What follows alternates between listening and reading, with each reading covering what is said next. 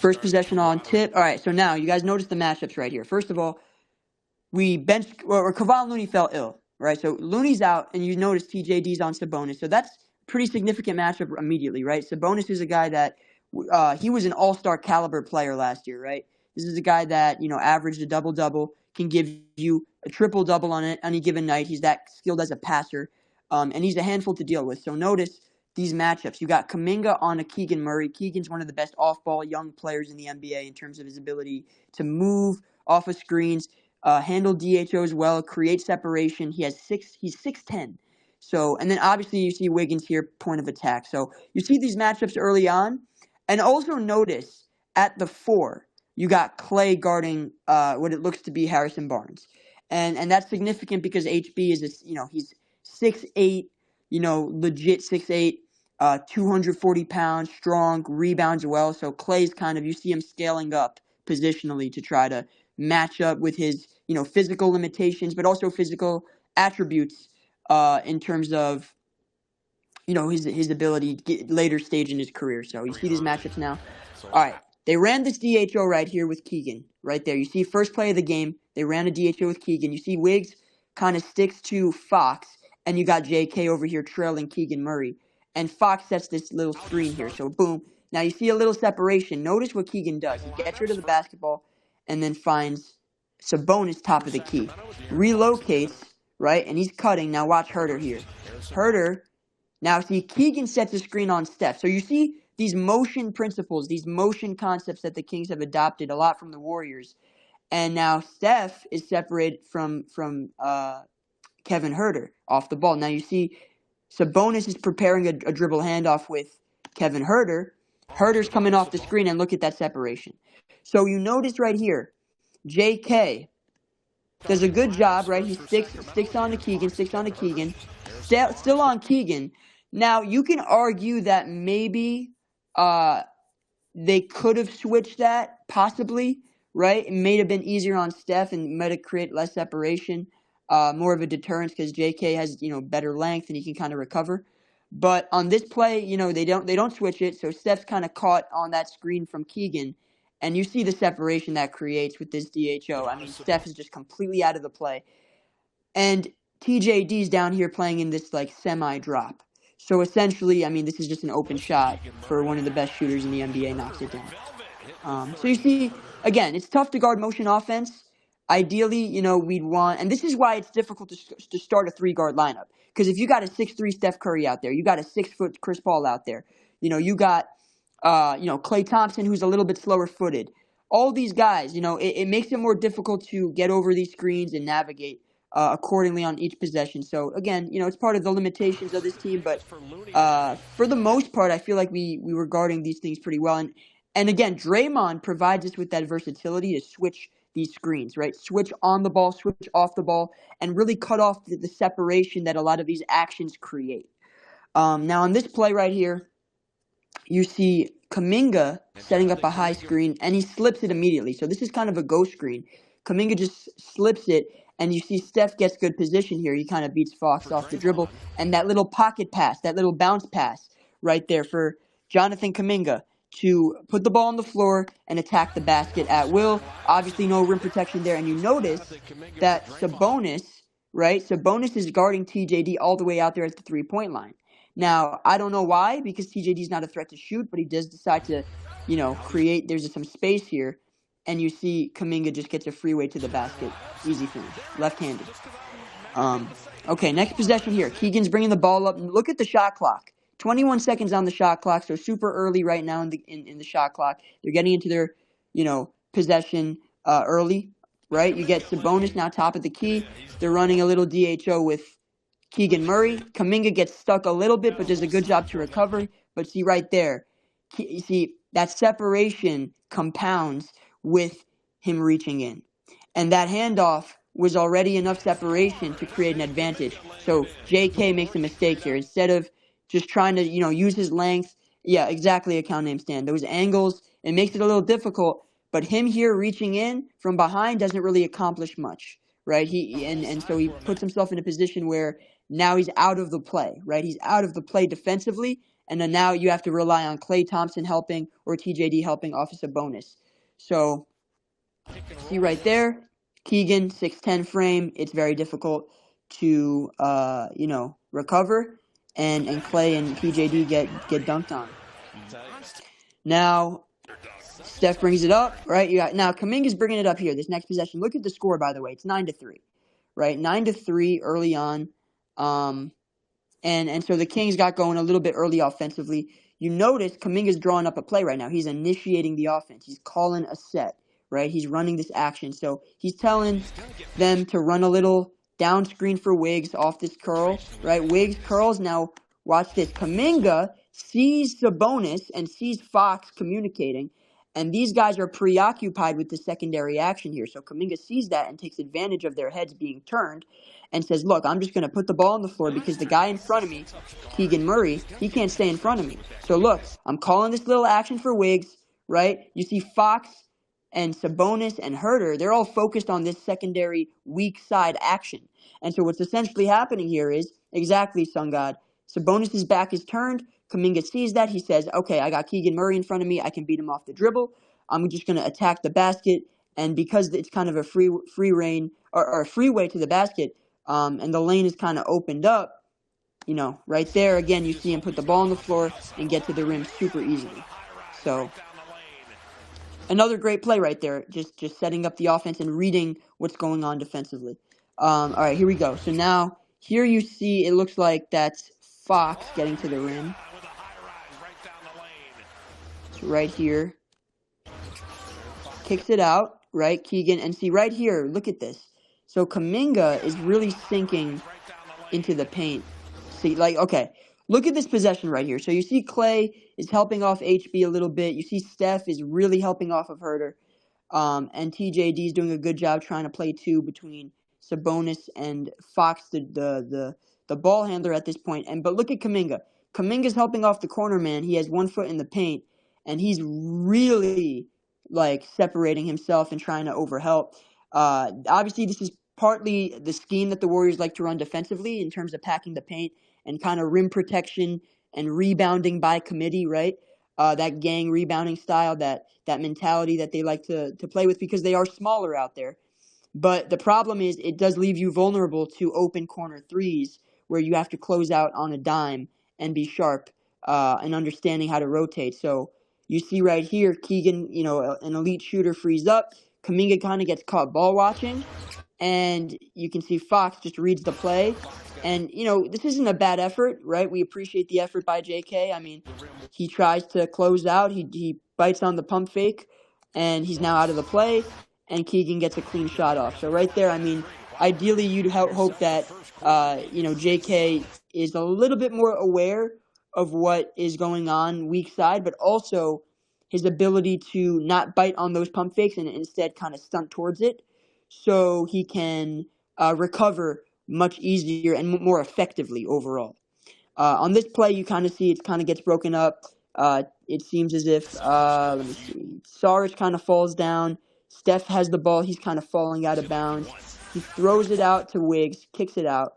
And watch Steph, man. He's always in movement, always in motion. He catches on the relocation on that right wing. And you see right there, he just takes his prayer and knocks it down. I mean, there's not really much to break down on this possession other than the greatness of Steph Curry off the ball and how he can turn a broken possession into magic. I mean, you see right here, like I said, Sarge falls down, loses the ball. They find Steph, right? Steph has the ball. He's in a compromising position, so he kicks it out to Wiggs. He's moving off the ball now. You see Fox is trailing him. Sabonis understands that, he has to take that into account. Steph's movement, relocating to this right corner, this right wing area. And Fox recovers nicely, but Steph just takes that step back to create a little extra separation and gets the shot off, man. That's just greatness. All right, now this play right here, you see they're inbounding the basketball. Wiggins is finding an open man, so he bounced past to TJD. You see right here, they're about to run a little off-ball action. Right there, you see TJD passes a little swing pass to CP3, And now you see Steph being prepared right here to set this down screen for Wiggs to cut. TJD is also preparing to set a screen as well. So let's see what happens here. So Steph sets that little down screen, and then TJD sets now a pin down for Steph to separate him from his defender. So you see right here, look at these actions, man. Secondary actions, weak side. So again, Wiggins inbounds to TJD. TJD swings it at Chris Paul. Now watch this. This weak side area. Steph sets a down screen for Wiggs to cut, kind of a curl cut to the basket, and then TJD sets a pin down for Steph, and that creates separation. Sabonis is in drop. So right there, watch. Steph, screen for Wiggs, creates separation. Now TJD creates extra separation with this pin down. Steph has space because of Sabonis' drop coverage, and that's the greatest shooter of all time, knocking down a shot. Probably got fouled as well. Now on this play, you see right here, Chris Paul's kind of trailing Davion Mitchell. Steph is kind of helping off the corner man. It looks to be Kobe Jones, potentially. And then you see TJD kind of in the paint, trying to play two as well. Obviously, his matchup is Sabonis, but he has to help on defense against the driving Davion Mitchell. So now you see right here, they all collapse, right? You see everybody collapses. Steph, Dario, Wiggs, Chris Paul, and TJD. They're all kind of in the paint, packing this area. And Davion does a good job trying to get rid of the basketball. He sees that he's in no man's land, but the problem is, because we're packing the paint, we cover this entire side of the restricted area. And that's exactly where Davion can only pass it to, because, you know, he's kind of driving straight down the middle. So he just has to throw it to Sabonis, and it gets picked off by Dario. Great hands by Dario. Great job by Dario reading that play and stepping in for that steal. So Dario picks it off, finds Chris Paul. Now they're off on the break, right? Look at the shot clock. 22 seconds on the shot clock. You see right here, they're off and running. CP finds Steph, right? Again, in transition, they said Chris Paul wouldn't be able to play at this high octane pace that the Warriors like to run with. And I'm seeing him doing a great job orchestrating the offense in an advantage situation, transition. You see the Kings still aren't really matched up properly. Wiggs has separation. Malik Monk is forced to play two. CP passes to a Steph who kind of fills this transition wing area, this space. And now that creates confusion for the defense because they have to react to Steph, and that opens up Wiggins. Now you see Steph right here almost does this pass fake to Wiggs. And look at Malik Monk. Malik Monk recovers back to the corner shooter. And Steph right here attacks, and that's a beautiful drop-off pass to TJD in an advantage situation right there on the drive for an easy dunk. So you see how our defense can turn into offense. Let's run that back in real time again. So you see right here, CP obviously sticking to Davion's hip. The defense collapses. You got Steph, all 10 eyes on what's going on right here. Steph is helping, TJD obviously, and Saric as well. You see Davion is in no man's land, passes out. Saric does a great job stepping in to pick it off. CP has the ball, initiating the transition opportunity. Right there, see Steph, who's trailing as the shooter, catches the ball. Now Steph, subtle little pass fake to Wiggins in the corner. This extra space is created because the Kings defense is not set, right? And now Harrison Barnes commits to the Steph drive, and Steph just makes a great read, drop-off pass to TJD for a beautiful dunk. So, again, great job turning the defense into offense. All right, now on this next play, you got Chris Paul here bringing the ball up. You see 20 seconds on the shot clock. And, again, we're getting into our offense early. CP has it. You see Jonathan Kuminga setting this little screen, and boom, he's slipping. Notice a lot of the screens that JK is setting, he's slipping these screens. So JK's coming up, like I said, boom, slips the screen.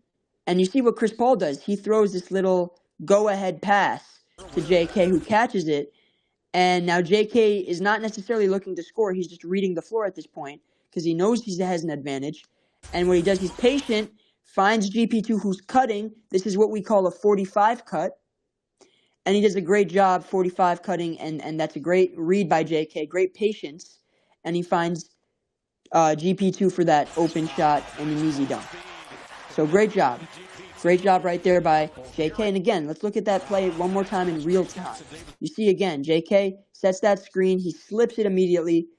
CP throws the go-ahead pass, and in real time, you see Kuminga reading the floor, reading the defense, the rotations, and obviously GP slips free for that easy dunk off the cut, 45 cut. Now, you see right here with Fox, he feeds the post with JaVale. They're in that elbow area. They're kind of trying to play make with the big man out of this possession. You see Fox gets rid of the ball, and he sets a little screen on GP, right? Little down screen. Malik Monk is kind of flaring out off this curl. And you see JK right here. I don't know exactly what he's doing, but he should probably be switching on to Monk so he prevents this opening from being from punishing us, right? Because this is a great job by Fox setting a screen on GP, and so Monk has some separation here. So JK ideally would switch on this possession, right? Because you see right there, GP gets caught. So JK's stuck on Fox. His eyes are on Fox, but what he needs to do is, and you're right, account name Stan, they need to communicate that, right? So maybe GP says they got to switch it, or maybe JK says I'll switch it. But somebody needs to communicate here and say, what are we doing? Am I going to fight over the screen? Am I going to switch this? Because Malik got incredible separation here, and JK is still in the paint. You see right here. Now, GP kind of recovers a little bit. Dario sees that Monk frees up, and JaVale does a great job rolling to force Dario to kind of be stuck in between. And Malik right here just gets a shot off. He's a guard, man. He's quick. He's a shot creator, so he's going to get that off with ease and knock it down. Ideally, right, and Dario does a good job trying to cover up and close out. But ideally, right, Kuminga switches out on this possession, and so we don't have this breakdown where Dario has to close out on the shooter. So like I said, they feed the post, right? They feed the post. Fox sets this little down screen for Malik Monk. JaVale, little DHO with Malik. You see right there, some miscommunication between JK, GP, right? Off the ball. Again, right there, you see that. Off the ball. Right there, and then Saric has to recover, and again, Malik Monk, great shot creator, is going to knock that shot down. All right, here we go. Now, next possession, you see right here, GP is doing a good job sticking onto his man, right, defensively, trying to slide his feet. Chris Paul, his man is kind of, flaring out to that corner, and he's in the help position, so Malik does a really good job with that one-handed pass. He kind of skips it ahead to the corner man, looks like Kobe Jones. Kobe puts the ball on the floor, gets to the basket, right? Beats Chris Paul off the bounce. Dario has to rotate and help. And that's an easy dunk for JaVale because JaVale is in this position where he can catch the ball and dunk it. So, again, this is a great play. This was all created by Malik Monk and his ability to drive, his speed, and the pressure he puts on the basket. You see right there, again, GP, he's sticking with him. CP tries to help, right? He's helping off his man in the corner. Malik does a really good job. Skip pass ahead to the corner man, who drops it off to JaVale for an easy dunk. So again, breakdown right there. But those things happen throughout the course of the game. Okay, so you see right there, Clay has the ball. Right, Clay has it. Now Dario set the screen, so the defense has a decision to make. Right, the defense has a decision to make. Am I going to switch this? Am I going to stick to the shooter? Dario sets the screen. He flares out. Clay has the ball on his left side, and he's putting the ball on the floor against JaVale, right? And he's trying to beat this matchup off the dribble. So JaVale, right, can't really stick to Clay. You see JaVale's out of position right here. And so this is a pick and pop situation. This is a classic situation. And you see right there, Clay just throws it ahead to Saric, top of the key shot, and Saric sets his feet. And you know he's not going to miss that. So again, classic pick and pop situation, where Clay just puts pressure on the defense, right? Puts the ball on the floor and attacks. Kicks it out, Saric, pick and pop, and he knocks it down, right? Automatic. All right. And then let's stop the breakdown here. So that was the first quarter. What do we think? We can have some discussion on this. What do we think about so far, the defense, the offense, kind of the breakdowns that we've seen? What can we do better? I know offensively we didn't show the empty possessions, but I feel like, overall this was a good synopsis of sort of this low scoring back and forth quarter between the Kings and the Warriors. What do we think? Like, I feel like defensively we were pretty solid. I thought we were scrappy. We were rotating. Obviously offensively is where we struggled a bit, and some of that had to do with just cold shooting from Clay. Obviously, the turnovers didn't help, right? We didn't really turn the ball over. We turned it over a ton in that first quarter. I believe we had 6 or 7 turnovers. So, obviously that's not ideal. We want to take care of the ball, take care of possessions, and maximize our offense. But I do think defensively we held up pretty nicely. So what do we think, Shadow? Anything that you saw first quarter last night or even in the film right now, like that you thought we could expand on and build on? Chat, anybody? What do you guys think? There's been an emphasis this summer about Wiggs taking more shots. Yeah, big time. They run more sets for him. I think Wiggs truthfully just doesn't want to scream on no one to get the ball, but CP3 told him he's option number 2. Yeah, you notice that CP is doing a really good job of trying to find Wiggs. And that chemistry is building day by day, game by game. Like that off-ball movement by Wiggs flaring to the corner, relocating in that mid-range area. Do I think Rudy gets the roster spot? Yeah, I do. I think Rudy's going to get the final roster spot for sure. So what do we think, chat? Just that first quarter last night. What do we think overall in terms of the defense, the offense? Like, what are our thoughts on that overall?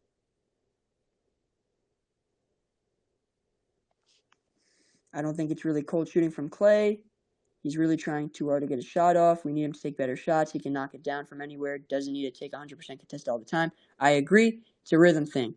And he needs to get into rhythm. And the best way for Klay Thompson to get into rhythm is off the ball, right? We need to run sets for him. I feel like we were trying to run some stuff. Klay did a good job trying to make some plays, but again, I didn't like how we were trying to get him going. Hiei says turnovers were a big issue. I agree. That first quarter we turned it over a lot. That's partly why we scored so few points. Rayvon says I like GP2 Kuminga lineups. I agree. Scrappy POA guys that can hustle and are able to cover ground, play with good speed. King Juiced Up said we wouldn't lose if Wiggs started at the 2. Yeah, I mean we saw last night obviously Wiggins and Kuminga lineups out there already, so we know that those lineups can be very effective, especially on defense. Offense wasn't great, but miles better than the last Kings game. I agree with that as well. I think we were sharper with our sets. CP looked more comfortable running motion. I know turnovers were bad. MVP mentions. He says we may have won, but 22 turnovers needs to be talked about from Kerr. I agree. We still need to find ways to limit those. CP3 and Steph influence really showed. Absolutely, man. That two-man game, playing off of each other. And it doesn't necessarily always have to result in a shot, right? It can result in kind of breaking down the defense, moving off the ball, and understanding positioning and how to kind of play off one another's scoring and playmaking ability. Seems like they weren't settled in. Too many lapses early. I agree. Defensively, I think we were pretty solid. I think, to start the game for the first 3-4 minutes, I think eventually, as we settled down, I think we did a much better job rotating, being conscious of, how to help each other out defensively, peel switch, all of those schemes that we like to run. That awareness and that communication was kind of built over time. You can't see the stream keeps loading. Try to refresh. If you refresh, it might pop up. Try that out. No shots at the end of the shot clock. Like last game. That's a good point, Sun God. Yeah, I think we got into our offense much earlier. I think that first quarter, especially, we really try to push the pace a little bit. Try to put pressure on the transition defense to set up, and we had some easy buckets out of that. I'm more worried about Clay getting separation to get the shot off. Yeah, I mean, I think he just needs to lock in off the ball. I think ultimately, Clay has some on-ball capabilities, right? He's fully capable of putting the ball on the floor and trying to create, but ultimately he's at his best when he's off the ball, creating havoc, forcing teams to, overreact and switch off the ball and, create that separation in those breakdowns. So, ideally we'd like him to be more involved off the ball and try to get him going that way, as opposed to him putting the ball on the floor and trying to initiate himself. We also missed some bunnies. I agree. We missed some open shots. You know, we had some open shots we traditionally hit. But again, you kind of live with that. Roll with the punches. And you just got to continue building on your defense, right? When shots don't fall, defensively is where you got to kind of bread your butter. It seems like the Kings were putting more pressure on Clay than Curry. Interesting. Expand on that if you can, because that's an interesting observation. I didn't necessarily see that, but kind of expand on that if you can. We just got to work on the unforced turnovers. I agree with that as well. TJD needs reps on finishing, 100%. All right, let's get into the second quarter. So Fox has the ball. They switch this screen. You see this right here. And again, this is puzzling because this is a complete mismatch, right? So you see Dario and CP are defending here. JaVale sets a really good screen on CP. CP gets caught, and Dario now switches on to Fox. CP's on JaVale. This is a complete cross match. Now, GP kind of helps off a little bit, right? Oh, sorry, that's Malik Monk. That's not Fox. So Malik Monk, right, who's fast, he can get to the rim. So you see Malik, he switched. Dario's onto him now. Malik puts the ball on the floor and he's driving. Fox is flaring out to the corner. GP kind of helps off of him, and only for a split second. But Malik, again, super fast, gets to the rim, and that's like very little resistance. And that's a play right there, I'll be honest, where if that's Draymond instead of Saric, I think that's a stop, right? I think that's a stop. But I think because, again, you're switching this screen right here. Saric is out on the perimeter. He's not comfortable guarding these quick guards. You know, Draymond would have probably done a much better job of deterring the shot. Obviously, Saric's effort is appreciated, but it's obviously not enough because he's slower-footed and his recovery ability is just not there. So we've seen this kind of issue pop up throughout preseason, and I think Draymond's presence and his defensive prowess is something that can cover up these limitations. All right, so here we got Chris Paul, the basketball. Okay, all right, so now the Kings are in transition. Kobe Jones has the ball. I'm assuming this is off a turnover, right? You see he's pushing the pace. CP kind of has to recover right here, right? And you see CP is not reaching in. He's doing a good job just showing his hands, using his body, right? And you see Dario's helping off the corner man. He sees that CP's going to get beat, and so he's trying to help. And so the kick out to the corner, and that's a wide open shot. Kuminga, great effort on the closeout, right? That's a great effort trying to fly by and contest, but again, a little bit too late. But he misses. CP's out of the play here. You see that? CP is out of the play, and so he's kind of ball watching. CP, ideally, you would want CP to box out and find a body, but you see he's kind of ball watching here, and Fox is in position to rebound. He gets it. Little shovel pass to Kobe Jones, and he knocks that one down, reload that shot. So ideally, we like, a little bit better activity to rebound, but I think, not bad transition defense overall. You can appreciate the efforts there. So, okay, right here, you got a little pin down right here, and then a DHO from Sabonis to Keegan, separation from Clay. So you see Kobe Jones sets that down screen.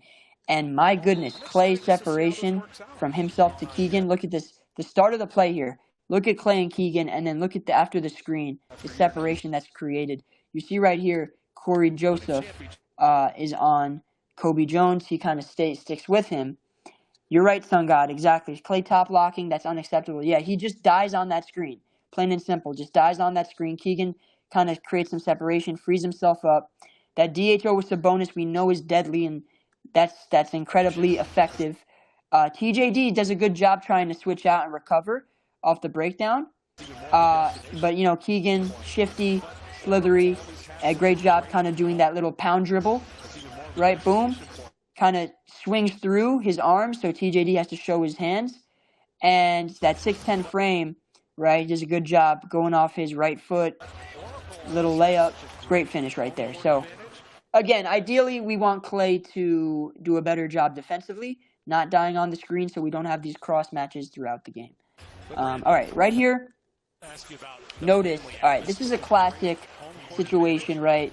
Bounce pass from Corey Joseph to Kuminga. He's kind of in that left wing area. Notice Kobe Jones decides to gamble on this play, right? He gambles for the steal. He sees it coming, but he's out of position now. Boom, right there.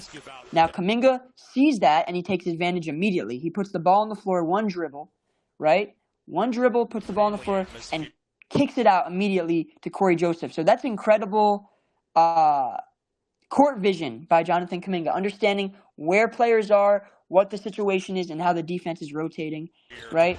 Corey does a good job trying to beat his man off the dribble. He doesn't take the shot. What he does is he kind of has a mini pump fake, beats his man off the bounce, put the ball on the floor, and that's a little – look at the shot clock, by the way. Look at the shot clock. Less than a second, and Kuminga has the awareness to say, okay, look, I beat my man off the dribble, right? Shot clock's winding down because when he had the ball, there was 5 seconds left. I'm going to kick it out. If my man's not going to take that shot, what I'm going to do is I'm going to flare out because the paint is clogged, right? Right now, the paint is clogged with Sabonis, with the recovery man. And so you got Corey Joseph right there putting the ball on the floor, shovel pass to Kuminga, who's kind of flaring out and kind of, reload. I don't want to say relocating, but he's kind of placing himself in the right spot, right? Kind of filling in the right spot to get this shot off. And he understands that the shot clock's running down, does a really good job right here. It's composed. Corey Joseph, too, did very good with the pick and rolls he ran yesterday, the one with TJD. 100%. Yeah, Corey Joseph's ability to just be solid, make sound decisions, read the floor, and be highly effective is something that, right there we saw in that play that, we were able to kind of score out of that broken possession, right? It was a broken possession, but Jonathan Kuminga's, talent as well as Corey Joseph's ability to be a steady hand allowed us to kind of, make the most out of a possession like that. So now you see right here we're backpedaling. Right, on defense, you see Kuminga, he's backpedaling, he's in position. TJD showing his hands, he's in position, ready to guard this pick and roll. You got Kevin Huerter, he's preparing, right, for the screen. Obviously, you see Sabonis right there. Notice what Sabonis does, right? So backpedaling on defense, recovery, Sabonis, boom. He doesn't really set a screen, he kind of slips it, sort of a little ghost screen, and Huerter creates a little separation right there. JK gets beat, right? You see JK's out of position now. And so now he's caught from behind. He slips a bit. Clay does a really good job here, actually. So Clay helps off of Keegan, but Clay does a good job seeing that, this little action's about to happen, right? And so he understands that because Kevin has some good position right here, he needs to help off of him to deter this drive and this position that he has offensively. So he helps off Keegan, right? And he does enough to allow Wiggins to get this contest, but Huerter just gets, this floater off and gets it to go. But not a bad defensive effort by Clay, and not bad by Wiggins either. Ideally, we just want Kuminga to not die on the screen. And it wasn't really even a screen. It was more so this sort of misdirection. And you see right here again, Kuminga just gets caught a little bit, out of position, but again, good help defense by Clay, good help defense by Wiggins, and Huerter makes a tough shot. Great shot creation there by him. All right, on that last play too. Go ahead. Yeah, I was just gonna say on that last play, part of the reason he did get beat is exactly what you said. That go screen. So you see how Kuminga jumps up. It's because he's trying to fight over the screen. And since there's no screen, Kevin Huerter, it compromises his angle, and so that gives Kevin Huerter the edge, and he's able to great nuance. That's great nuance. You're right. So he kind of tries to beat the screen before it's set, and that puts him out of position. That's a great point. Exactly. So again, we're just getting experience. He'll build that stuff up over time, but okay, here we go. So this next play, Corey Joseph has the ball. You see TJD setting this little pick and roll action they're trying to run. And so Kojo has the ball. Now notice, looks like Moses Moody. Watch Steph here. So let's look at this again. So there's some weak side actions going on. Watch Steph. So look at that right corner area, right? Moses Moody is kind of off the ball, right? And Steph's about to set the screen to create separation. So Moody's kind of flaring. And you see Corey Joseph and TJD are running a two-man game, and Kojo makes the right read to a curling Moses Moody, who has the ball. Now the ball stops, right? This is one of the examples of ball stopping where Moody the ball stops, but he does a good job kind of resetting, right? Bringing the ball out, seeing the space that he has to work with, and then just attacking and beating Keegan Murray off the dribble to get that right-hand layup scoop shot. So great job by Moses right? Being decisive, and that's an example of 0.5 basketball, right? You have to be decisive in those situations. And Okay. Yeah, go I ahead. just wanted to add, Steph Curry really created that shot there, right, from the start to the end. If you look at how Herter is guarding him, right, so Herter isn't helping, hedging over the top of that screen. He's face guarding Steph. So here, Moses Moody has a lot of space, and then when you continue, when Steph spaces out to the corner, Herter's still face guarding him. So there's no right here, right? Then that's typically where you'd see Herter or somebody else reach if it wasn't a shooter like Steph. Absolutely, absolutely. Great point. Great point as well. Yeah, the spacing, the threat of Steph Curry off the ball to shoot the ball and knock shots down at a high level. His movement, right? Teams have that paranoia, right? You're paranoid of what he can do and how he can punish you in those situations. So yeah, you're not going to cheat off of him in any way, right? By any measure uh, of any degree. So yeah, you see Kevin Herter right there. He just sticks to him. Doesn't really gamble. Doesn't try to do anything on the help side of defense. He just kind of sticks to his man, face guarding him like you said, and that provides Moses the open lane to attack. So absolutely. So bonus right here, right? And we know that he's left-handed, right? His strong hand is left hand. But he right now he's in a position right hand, right? He's preparing for a DHO with Davion Mitchell. And you see TJD, you see Steph has his eyes on the ball. He's preparing for that. TJD's in position, right, as well to play drop. Now Steph, look at Steph, what he does here. He goes under the screen. Kind of goes under the screen, and then he kind of tries to go over, right? So he doesn't actually fight in a way to put himself at a advantage with the angle he had. He instead goes under, but realizes he can kind of recover right there. But he kind of dares Davion to shoot that, right? And yeah, it was okay screen navigation. The recovery was decent, but Sabonis never really set a clean screen. And so Steph actually the entire time could have just stuck with Davion, but he instead decided to go around. And he realizes that he can still get a contest, but it's a little bit too late. And Davion is not really a great shooter, but he knocks it down anyways. He got a little streaky here, right? He knocked down some shots in the second quarter, but you kind of live with those, right? I mean, you're going to go under that screen more times than not. Exactly. Yeah, exactly, Zeke. That's a fluke shot. And he hit a couple of them, but those are shots you live with, right? Because Davion Mitchell, you want him to take those shots. You don't want him to, get to the rim, get to the lane, and try to make a play. We'd rather him just take those looks. What were you going to say, Sun God? Yeah, I was just going to say, this is basically just like following the scouting report, right? If it's Davion Mitchell, you go under the screen, and then you live with the results. Absolutely, absolutely. And they stuck to it, right? They stuck to that scouting report. They never overreacted. Multiple plays, even subsequent to this one, they continue to go under that screen. And Davion hit those shots, but again, they did not deviate from the scouting report. So you see right here, next play. Now you see Sabonis has the ball. They're preparing. You see TJD's playing really up close to him. Notice how tight we are defensively. So Sabonis is preparing for a DHO. You see Barnes is ready to come up for that, but Sabonis kind of redirects. He sort of shifts his focus to now Davion again, right? And they run that dribble handoff. And notice who's guarding Davion, right? Andrew Wiggins is out there on Davion Mitchell. So you see Sabonis kind of redirects himself. TJD is still on to Sabonis.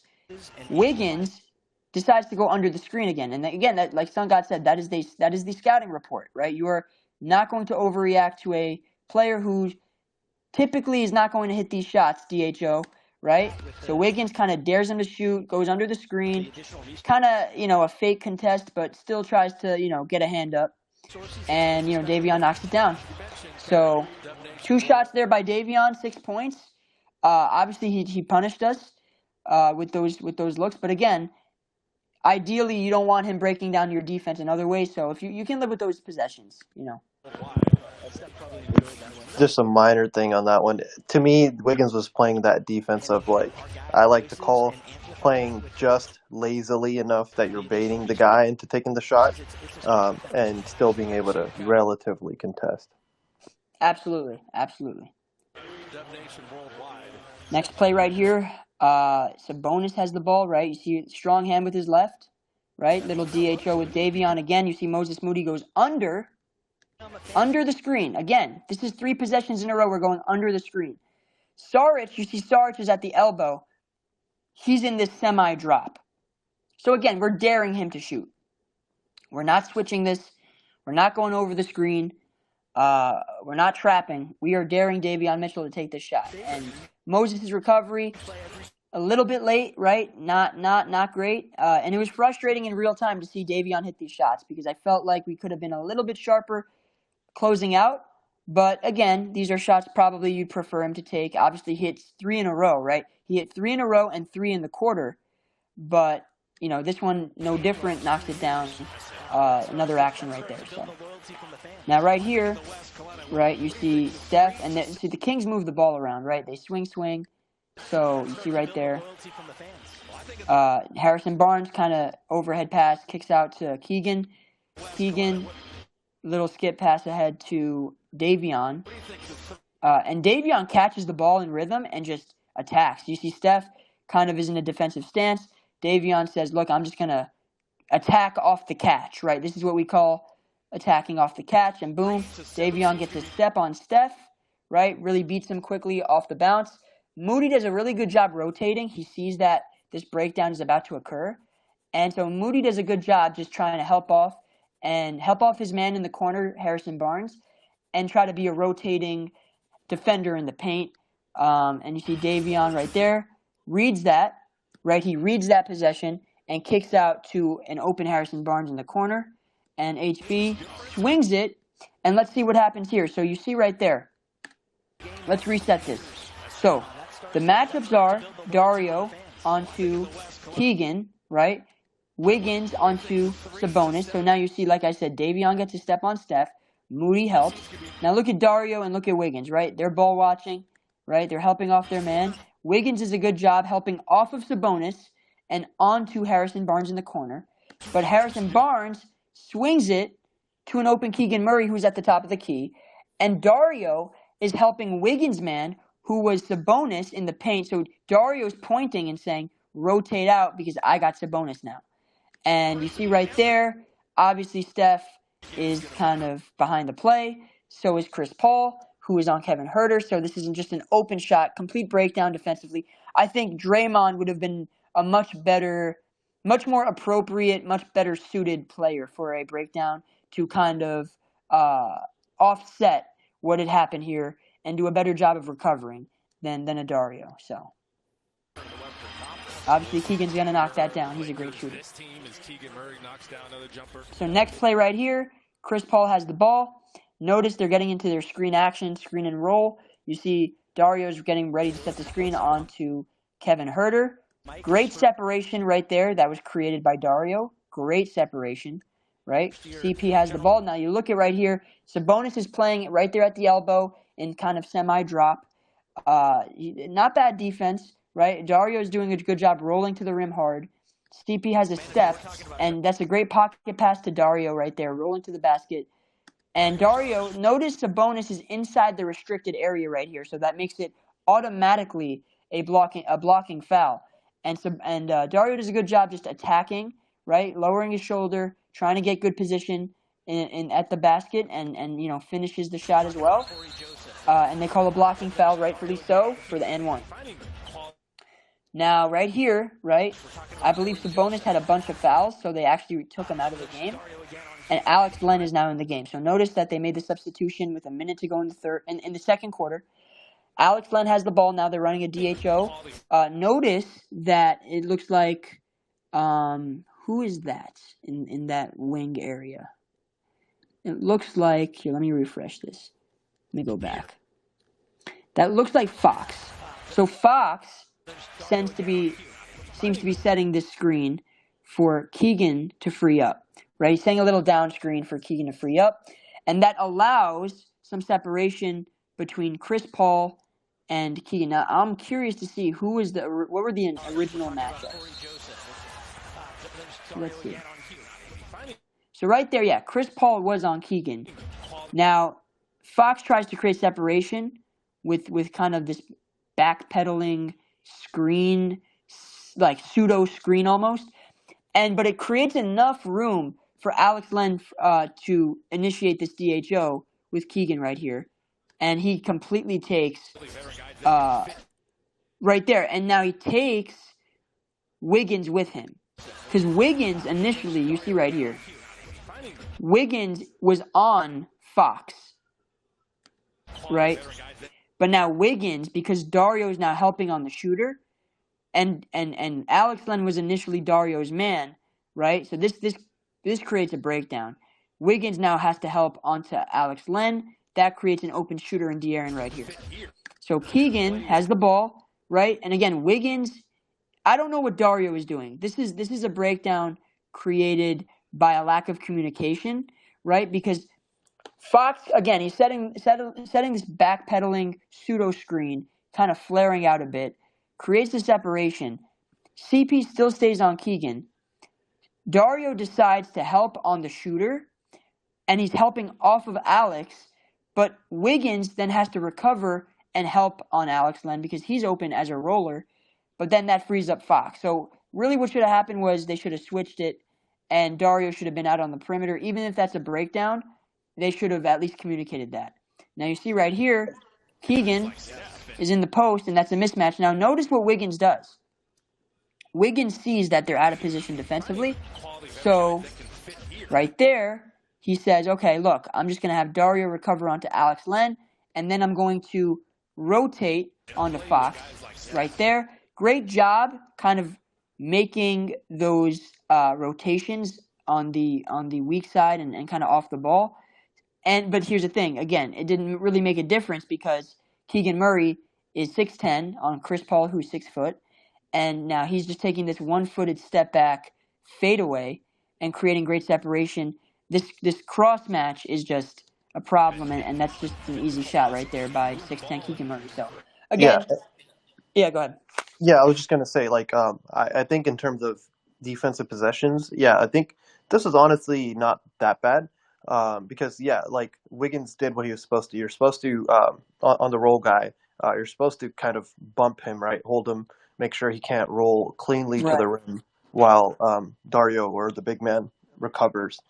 And I actually thought CP3 actually did a pretty good job of fighting over the screen and sticking with Keegan, which bought a lot of time for, which basically led to not that 3-pointer not being open, right? Because had CP3 been trailing a lot more, it would have been an open lane to the basket for Keegan. But clearly, right, the fact that he was even able to make Keegan stop at the free throw line and settle, right, for that mid-range jumper, that's despite the result of the play, I think that's a success.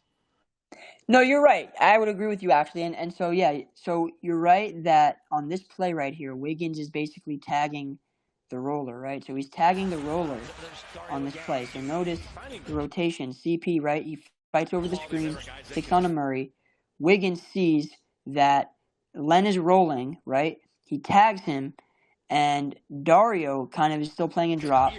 He recovers onto Len, who then allows Wiggins to recover onto Fox. Now, ideally, I will say this: if Wiggins tagging was the right read, and then they switched back to their original coverage, or their original matchups. Here's my thing, though: is preferably if this was a better playmaker, right? If Keegan Murray was a guy that could make plays more decisively and kind of have better court vision and see the floor. I think he makes this read a bit quicker and is able to punish this. I'm not going to call it a breakdown, but for a split second here, this could have been an open three, right? And so I think good recovery here, right? Good job trying to rotate and switch back onto the original matchups. Great job by Wiggins tagging Alex Len, but if this is LeBron, that might be an assist, right? Yeah, so, yeah. You know what I'm saying? I think totally agree. Wiggins got caught up like maybe a second too long on that Alex Len screen roll. But yeah, I agree. But you're right, though. That was everything they did there was textbook. So absolutely. Again, Keegan, undersized Chris Paul. He's gonna knock that shot down. All right, next play right here. You see right there, CP's inbounding the ball. Right, you see, notice right here what they're doing, and this is an inbounds play. Right, they are moving. They're setting a bunch of actions up. So notice Clay right here. Right, they're trying to create a cross match. They're trying to create chaos off the ball before this inbounds is even set. And so Clay's kind of cutting down the middle. Notice right there, and he frees up. He frees up, and now look, Harrison Barnes has to help. He's helping off of his man, his original man, right? His original man, right here, was Dario Saric. Now, notice that Keegan is guarding Clay, and because Clay frees up, right, he creates some separation, cutting down the middle. Harrison has to switch out onto Clay. Now, Keegan stops for a second, says, okay, Harrison got Clay. Steph's now coming off the ball, right? Saric sets a screen here. Look at the screen on Kobe Jones. Now, notice, right? Notice Keegan kind of is paying attention to this action that Dario is initiating, right, as a screener. CP passes to Steph. Keegan is still worried about Dario for some reason. And Steph, because he has the ball, and De'Aaron Fox knows what Steph is capable of, catching the ball in rhythm like that, he helps. He takes that step forward and leans towards Steph to try to prevent him to get the shot off, which by nature instinctively results in Steph kind of that little skip, throw ahead pass, little short, little bunny pass to CP in the corner, and look at that open. That opening right there. Yeah. Dre, in essence, this is what they were working on the first day of training camp. Remember the drill CP and Steph was doing, and they were screening for each other and setting screens? Yes. This is the play Yes. that they made up. This is just a simple give and go action. So Dario set the screen, but there's so much attention on Steph that you saw Steph's gravity, and then you know the cardinal rule in the inbound play: always watch the inbounder. They didn't do that. So this is just Steph and CP making up plays as they go. They're just winging it. They went over to each other. Remember the stuff we were working on in preseason, those actions, the give and go actions? You screen for me, I screen for you. Dario Saric was the third member, so it's basically like an inverted split action. But they did it with a give and go. So this is excellent work, an excellent breakdown, Dre. I just wanted to add that piece. Appreciate it. Yeah, absolutely. Yeah, no, you're right. These are this isn't a pistol action, right?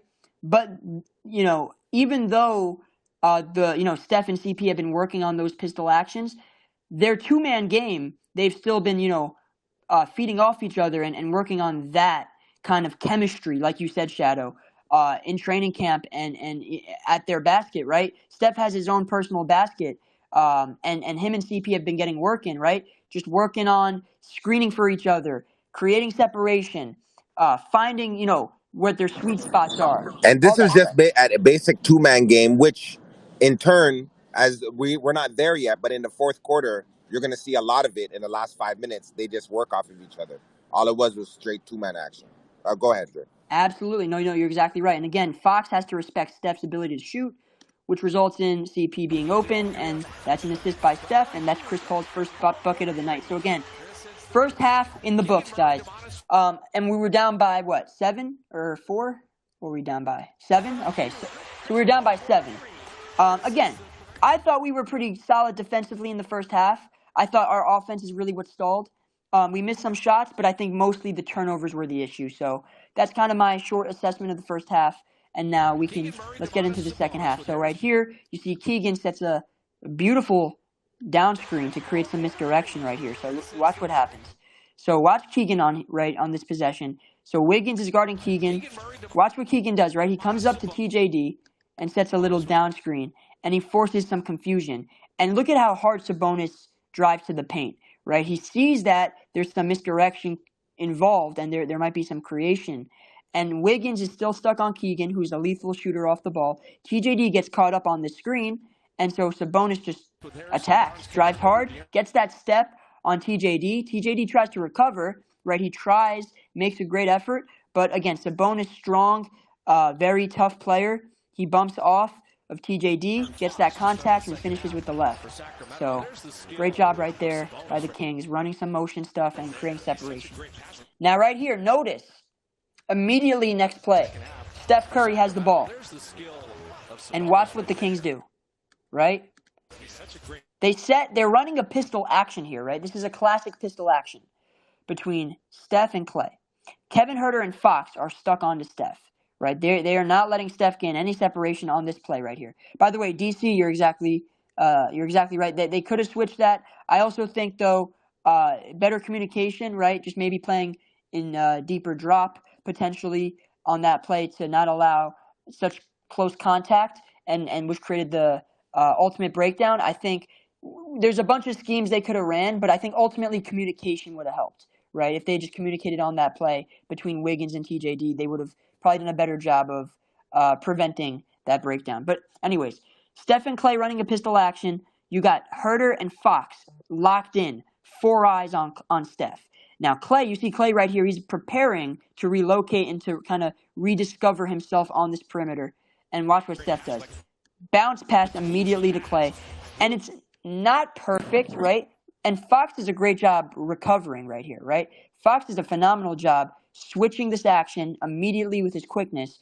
And again, not the greatest pass, so Clay's kind of stuck. Now watch what happens. Wiggins very unselfishly clears out. He says, I'm just going to give Clay this isolation possession. I'm going to basically 45 cut and clear out for Clay. So Clay right now, little triple threat. He's in triple threat position. Now notice what happens here. Clay does a good job because he could have put the ball on the floor and attacked. He could have taken the shot, right? Because there's enough, space, and he is 6'7" against the 6'3" Fox. But what he does is he's patient. Now watch Kuminga on the baseline. Kuminga right here, Harrison Barnes is guarding him. Kuminga is kind of cutting, right? Now he's about to curl, right? He's about to curl. Now watch Steph right here. He's kind of spacing out, right? Look, Steph is re-spacing. And Harrison Barnes fell asleep the entire time. So watch. Clay's in triple threat position. JK is cutting, and then curls. Harrison Barnes falls asleep. And look at that space right there. Jonathan Kuminga off the ball, right? Jonathan Kuminga off the ball. This is a great read. This is a great step. This is great activity. And this is an open shot by a guy that's, worked on his shot and knocked it down bottom of the net. Great job by JK being proactive and trying to create something out of nothing. All right, next play right here. Fox has the ball, right, bringing it up. The Kings, look at the shot clock. Not even a second off the shot clock. 23 seconds remaining in the game. In the possession, right? In the shot clock. And what happens? They have the ball all the way over half court. So the Kings getting into their early offense. You see, though, the Warriors matching up pretty quickly. Wiggins onto Fox, point of attack. But Fox, right there, great in and out dribble move. TJD's kind of helping out. He sees that Fox has a full head of steam.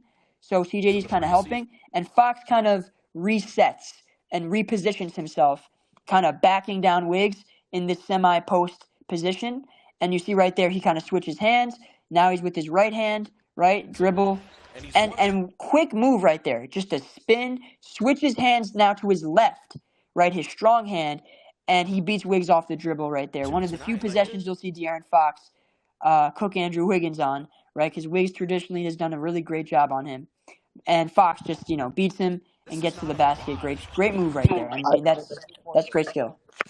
I just wanted to highlight, if you go to the start of the play, that the fact that Wiggins is able to stop his drive is, this is literally one of the hardest, things to do in sports. It's one of the fastest guys, semi-transition. The lane is wide open. There's no help. You're on an island. And the fact that he was able to slow down Fox and actually, beat him to the spot, just in itself is very well done. And I think, Fox kind of got him at the end with the okey doke. And there was a little bit of miscommunication between Wiggins and TJD. That's why you saw the kind of hesitation there, because I think they expected Wiggins expected to get screened by Sabonis, but Sabonis decided to just cut through the lane instead. And that second was what gave Fox that opening. But either way, the fact that Wiggins is able to hold up the play against Fox in an open court setting in a one-on-one isolation, you know, uh, situation is, this is exactly what we want to see from Wiggins. Great point. You're right. He does a really good job just, cutting off the drive, right? Beating Fox to his spot, right? He beats Fox to his spot. And that right there kind of created the reset position. But you're right. You give a great player 2 chances, it's tough. Shadow said Fox with the street ball move. Wiggins was telling TJD to watch the screen from Sabonis. Let's go back. Let's see that again. So Wiggs right here. You're right. Wiggs was telling TJD, watch Sabonis right there, screening and cutting and kind of stick to your man. And that split second Fox took advantage of. And great move, great player. You give him credit. All right, right here, TJD. Screening Keegan. That's is that Duarte? Oh no, that's Keegan. That is Keegan. All right. So TJD screening Keegan Murray. Keegan Murray's guarding Wiggins right now. Right? Wiggins right now is in triple threat, right? He is at the top of the key. Obviously he's not in a position to shoot, but he's in a position to put the ball on the floor or make a play. Dribble, pass, or possibly shoot, Exactly. but he wasn't going to do that. Exactly. Or he could have stepped in, obviously, if Keegan, if there was enough space given, he could have stepped right in and knocked it down. But no, you're right. So you see right there, TJD sets the screen. Wiggins right here, right? He's reading the screen. You know what I noticed? What Wiggins does, and this is something I noticed in the first preseason game actually, and something that's very nuanced and very subtle about Wiggins is he actually watches his defender's feet on the screen, and Yes, Dre. yeah, Bingo. yeah, and Watch that his handle though. A very improved handle from last year. Worked absolutely on that all summer.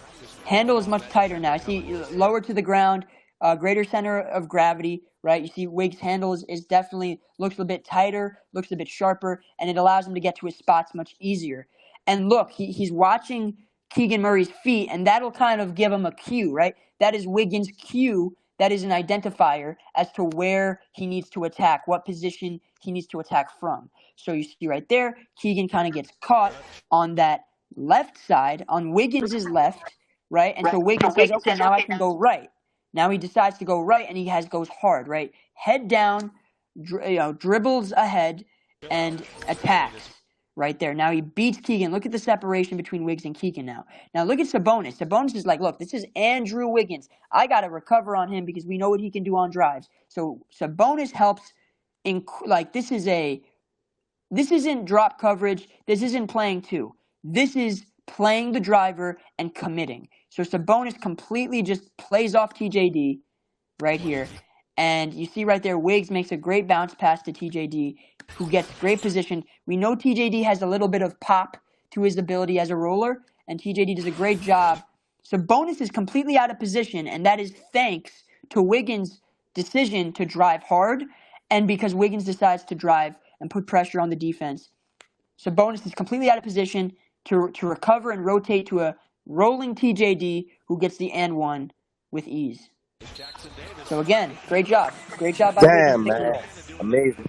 Can we go back to the Yeah, let's go back. Because there's a couple little things that Wiggins did. So right here, right, if you play it a little bit more, right there. Okay, so as DC pointed out, right, what you want to do in these situations is you want to attack the front foot, whichever foot is ahead of the other, because if you are able to, get to the side of the front foot, that means the guy has to flip his hips, and that usually is enough to create separation. So Wiggins knows this, right, and the screen is also on the right side. So what you'll see him do is he'll jab left, which is very important because that's kind of what, it's also skill in terms of if you watch Clay on screens, he doesn't do this, right? It's called setting up your guy to get screened. So Wiggins knows this, so that's why you will see him jab to his left, and that'll kind of reset, is that Keegan on him? Or whoever the defender is. It'll make him reset just a little bit, and that gives TJD's screen a better angle, as well as provides more spacing for Wiggins. Yep, that's Keegan. No, you're right. You're right. Great nuance right there. Absolutely. Pitch perfect. Picture perfect pick and roll right there. Yep. All right, here we go. Next possession. Right here you see Steph bringing the ball up. And you got now Fox guarding him. Look at the shot clock. You got 20 on it. Now Kuminga runs hard to set the screen. Look at Barnes. Barnes is like he's just out of the play right now, right? Because he's not really connected to Kuminga. He's kind of grabbing his jersey almost. So Kuminga just rushes to set the screen on Fox, and they switch it. You see right there, they switch it. Barnes is now switched on to Steph. Fox is now switched on to Kuminga. And Steph just... Notice how Steph, it almost looks like he's about to drive, right? Steph puts that lead foot kind of ahead, and it almost makes it seem like he's about to put the ball on the floor and drive, like that, boom. You see how Steph has that lead foot ahead, and it makes Harrison think he's about to drive. So Barnes kind of gets shifted, and boom, you see that separation he creates right there. That front foot, that leading foot, that right leg makes it appear as if he's about to put the ball on the floor, get to the basket, and instead he steps back. And Barnes, you see, is completely out of position, and this separation is incredibly unanimous. Just said that's more separation than a long distance relationship. Absolutely, bro. I mean that is incredible separation off the bounce by Steph. And I wanted to mention a key thing there was when Steph is near the half court line, the speed in which Kuminga sets the screen immediately is it's very key, right? Strong. Because that's what gets Barnes on his heels and out of position, and gives Steph that attacking leverage to be able to basically control wherever he wants Barnes to go. 100%. You're exactly right. The speed with which Kuminga set that screen exactly opened up the play. You're 100% on God. All right, here we go. So we're in this third quarter now, right? Steph's getting some shots off. Now, TJD has the ball, and this is kind of a Draymond situation he's in, right? This is kind of that traffic cop, top of the key, probing and scanning and reading the defense and the off ball actions that are existing within this half court possession. So now you see right here, right? Kuminga sets a down screen on Steph, right, or for Steph, and notice on the weak side what's going on with I can't tell who that is. That's Wiggins and Steph. Wiggins and Steph. Or is that Wiggins and Steph? Yeah. Let me see. On the bottom of the screen, Let me right? go back. Yeah. Here, let me go back. All right. Steph hits the step back here. And then, is that Wiggins and Steph? Maybe I got Clay and Steph mixed. Yeah, you're right. My eyes are bad. So, okay, that's Clay. So, okay, you're right. So, Wiggins and Steph have a secondary action here, weak side. So, Kuminga right here. Notice TJD's in that Draymond position, like I said. And he's kind of reading the defense and trying to see what separations created off the ball. And so Kuminga comes up to set this this pin down, or this off ball screen. So notice right there. And so that's for Clay. Now notice between Wiggins and Steph, weak side, right? Weak side, Wiggins and Steph are running something of their own that's creating a little bit of confusion for Herter and for his man. So, like I said, Steph knocks down the shot here. Now, look, Herter and Keegan, right? Herter and Keegan. Keegan's on Wiggins. Herter's on Steph. Notice what Steph does here. Steph sets the screen right there. And now Wiggins has a step, right? Wiggins has a step on Keegan because of that screen that Steph set. Now, Herter's telling Keegan, he's pointing, he's saying, switch out on Steph. I got Wiggs who's rolling, right? That's what he's saying. Now, Wiggs kind of frees up, like I said. He's kind of cutting down the middle. So now it's on Keegan to realize, okay, I'll switch on Steph. Keegan's going to take Wiggs. And all the while this is happening, TJD's finding Clay for a pin down. with that Kuminga setting. So notice right here, Kuminga sets the screen, Klay gets some separation. Boom. Now TJD sets another screen. This is a secondary screen. And now Klay does a good job being patient, right? Klay's patience here is what pays off. So right there, a little DHO, right? And boom. Klay stops right there on a dime and gets his man behind him. And what he does is, you see how Harrison Barnes almost jumps and he almost contests because he's anticipating Klay to take this shot. But Klay's patience allows him to actually create extra separation. And now he puts the ball on the floor, and there's great separation right there. Great separation between Klay and HB. Forces Sabonis to kind of help, and that allows TJD, who has the ball, who has his eyes on the ball, to catch this lob and finish the basket. So again, a lot of stuff going on a play like this, right? And that's a great point, Sun God. JK's open in the corner as well. So the screen that was set, right? Barnes recovers, but again gets beat because he's anticipating the shot. Fox is tagging the roller, right? And JK's open in the corner. You got right here TJD open as the roller. He's cutting hard. And Sabonis is caught in no man's land because he has Klay in front of him to score and TJD rolling. So now he's out of position, results in the lob and the finish. So again, great So play right there. Yeah, go ahead. yeah, there's a couple things I wanted to highlight on this play. So yeah, if you go back to the off-ball action from Wiggins and Steph, they actually do something that I've been asking to do for, I don't know, the last 2 years, right? Is normally when we see Steph set this pin down screen, we see guys who are more, I guess, guard or shooting oriented. They'll pop out to the wing, right, as more of a pin down to get open for the three. But in my opinion, the real, exploit of this is exactly what Wiggins does. Is instead of using it as a pin down for a shot, he uses it as a screen and curls off of it, drives to the basket, which is what, you pointed out earlier, right? Creates that confusion. And Steph does initially get open.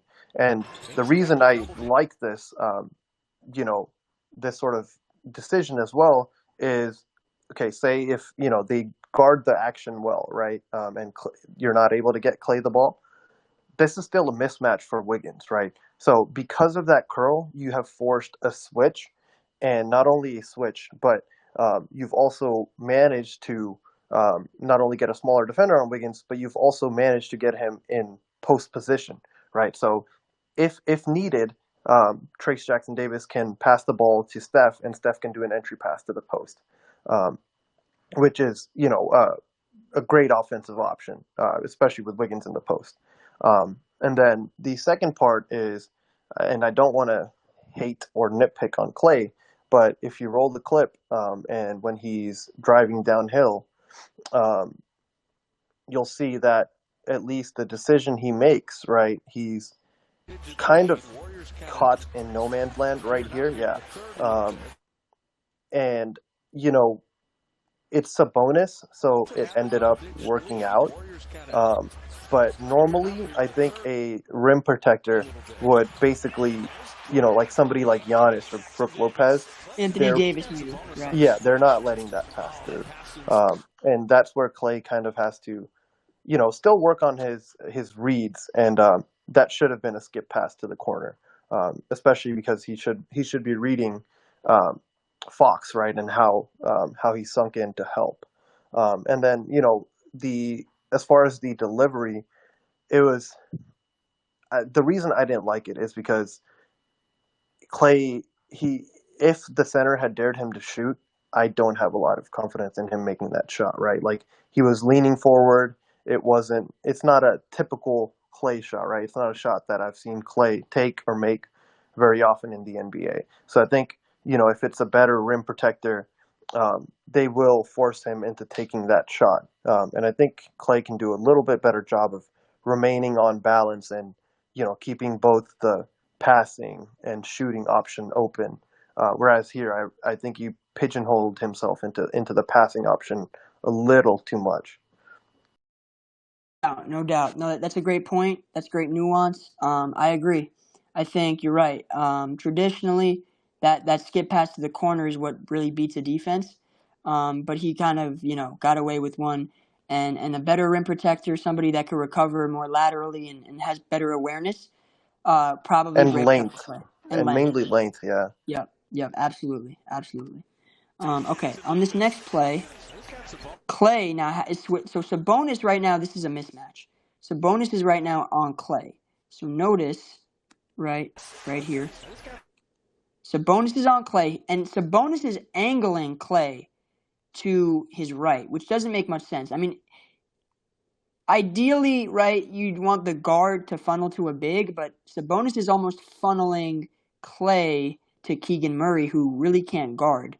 So if you're Sabonis here, you probably want to play Clay square and straight up, and you just want him to create a shot over you and contest it to the best of your ability. But angling Clay and forcing him to put the ball on the floor on this drive, results in not only Sabonis getting beat, but ultimately a defensive breakdown. Because now Keegan, Correct. Sorry, Drake. Can you go yeah, back to the start of the play? Because I think I don't think he was doing that on purpose. Because if I remember from last night, the way the play started, right, it was an isolation from Clay starting basically at the top. So this is much later in the possession, right? 15 seconds in. Clay spent about like 2-3 seconds dribbling there to set up Sabonis. So I don't think that Sabonis was doing, necessarily this on purpose. It's just a guard versus big man out on the perimeter thing to me. Okay, yeah. So yeah, you're right, and this is the challenge of not having the full game. But you're right. If that was the case, then regardless, Sabonis is out of position on this play, so he's out of position, and that results in Keegan having to help on the drive, right? And Keegan then now is out of the paint, and so Clay makes a read, right? And you see what Clay does here. He tries to make the simple read, which is to TJD, right? He sees Keegan step up, right? And so what he does is he tries to throw this little kind of lob short pass, to short roll pass to a TJD, and Keegan does a really good job being active defensively. He deflects it, right? And then Herter picks up the ball, creates a turnover. And look at Clay right here, man. He's not happy. His body language, he's just, had a rough shooting night. So obviously he's behind the play. Look at Kuminga. Look at Steph, right? They're getting back on defense here. But Herter, great poise, great decisiveness. He just puts the ball on the floor and, goes up strong for the layup. Timeout. So I think that play was more on TJD than anything, than Clay, because if you go back like 3 steps, when TJD has his back turned, Clay's already looking for him. But Clay should have never passed it to him, though. yeah, right His there, man's right? back's turned. It's crazy. Well, yeah, I'm saying TJD shouldn't have had his back turned, right? He should have been in the dunker spot because Clay was looking for him, and that was the that's right true. read. Yeah. And it should have been a lob to the other side of the rim. But TJD wasn't ready, so that delayed Clay's delivery by one dribble, which in turn allowed Keegan to get his hand on it. So I don't necessarily blame Clay for this play. Fair. Yeah, it's difficult to attribute blame on certain plays because multiple mistakes may be had, or in general, natural reactions may be made just due to like situations. But on that play, it's just a bad possession. It's unfortunate. To be clear, Yeah. I do want to say Clay did make the right read. Oh yeah. Yeah, it was just the execution was It was off. just a live ball turnover. Exactly. Yeah. He made the Yep. right read. It's just a bad possession because you never want to have a live ball turnover that turns into 2 free points. But you are right. Like the idea was right, but the execution just didn't really match up. And so that results in now a 6-point deficit. But still, we're competitive in the game, right? So timeout Warriors. Now watch this. Now we take Clay out here, right? Clay's taken out.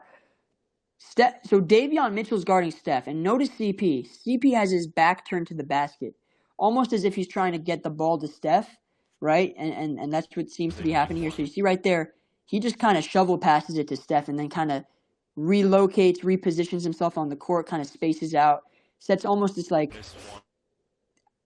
kind of this down screen almost, and it creates obviously Davion was originally on Steph, so I guess CP right here is trying to create a mismatch and trying to get Malik Monk on Steph, but he just isn't able to do it, and so Davion does a good job fighting over, and so Steph right here, again, Steph Curry's probably one of the greatest, most skilled players ever, probably the most, right? I would say he's the most skilled player ever. So look at the footwork by Steph here. He just, jab step. Look at that. Triple threat position, jab step, boom. Beats Davion off the dribble. And you see Harrison Barnes help, right? He's in the restricted area. He's trying to, contest, deter Steph from making the shot. And Steph sees that. Obviously, there's Dario in the corner that you could throw a skip pass to, but Steph decides that, he's capable of making the shot. One-handed floater over the top, and he, banks it in. So that's just great shot making. Yeah, Stay Cozy said exactly what I wanted to say. Yeah, that subtle body bump, right? That is basically what gives him that separation to be able to get that shot off. Right there. Where he takes a step to the left to make sure that Davion Mitchell can't contest from behind. And if he does, it's a foul. Yep, right there. And, those are like the little nuances that Steph has really gotten good at, and couple that with his strength to be able to hold him off. As well as, at the start, you kind of see the kind of the difference, I guess. I don't want to highlight Jordan Poole, but highlight the core strength that Steph has, right? Because when he initially gets by Davion, he's stumbling a little bit, but he has the core strength and the leg strength to be able to get back on balance for that shot and hit that. Absolutely, great observation right there. Yep, 100%. Yeah, and that's something he's added to his game over time. Just adding strength, adding some bulk, and using it to his advantage, right? Trying to create leverage on the drive. Guys are on his hip. Guys are on, trying to block his shot from behind or be physical. And so he uses his own tools to kind of create his own advantages, his own leverage to get his shot off easier. So absolutely.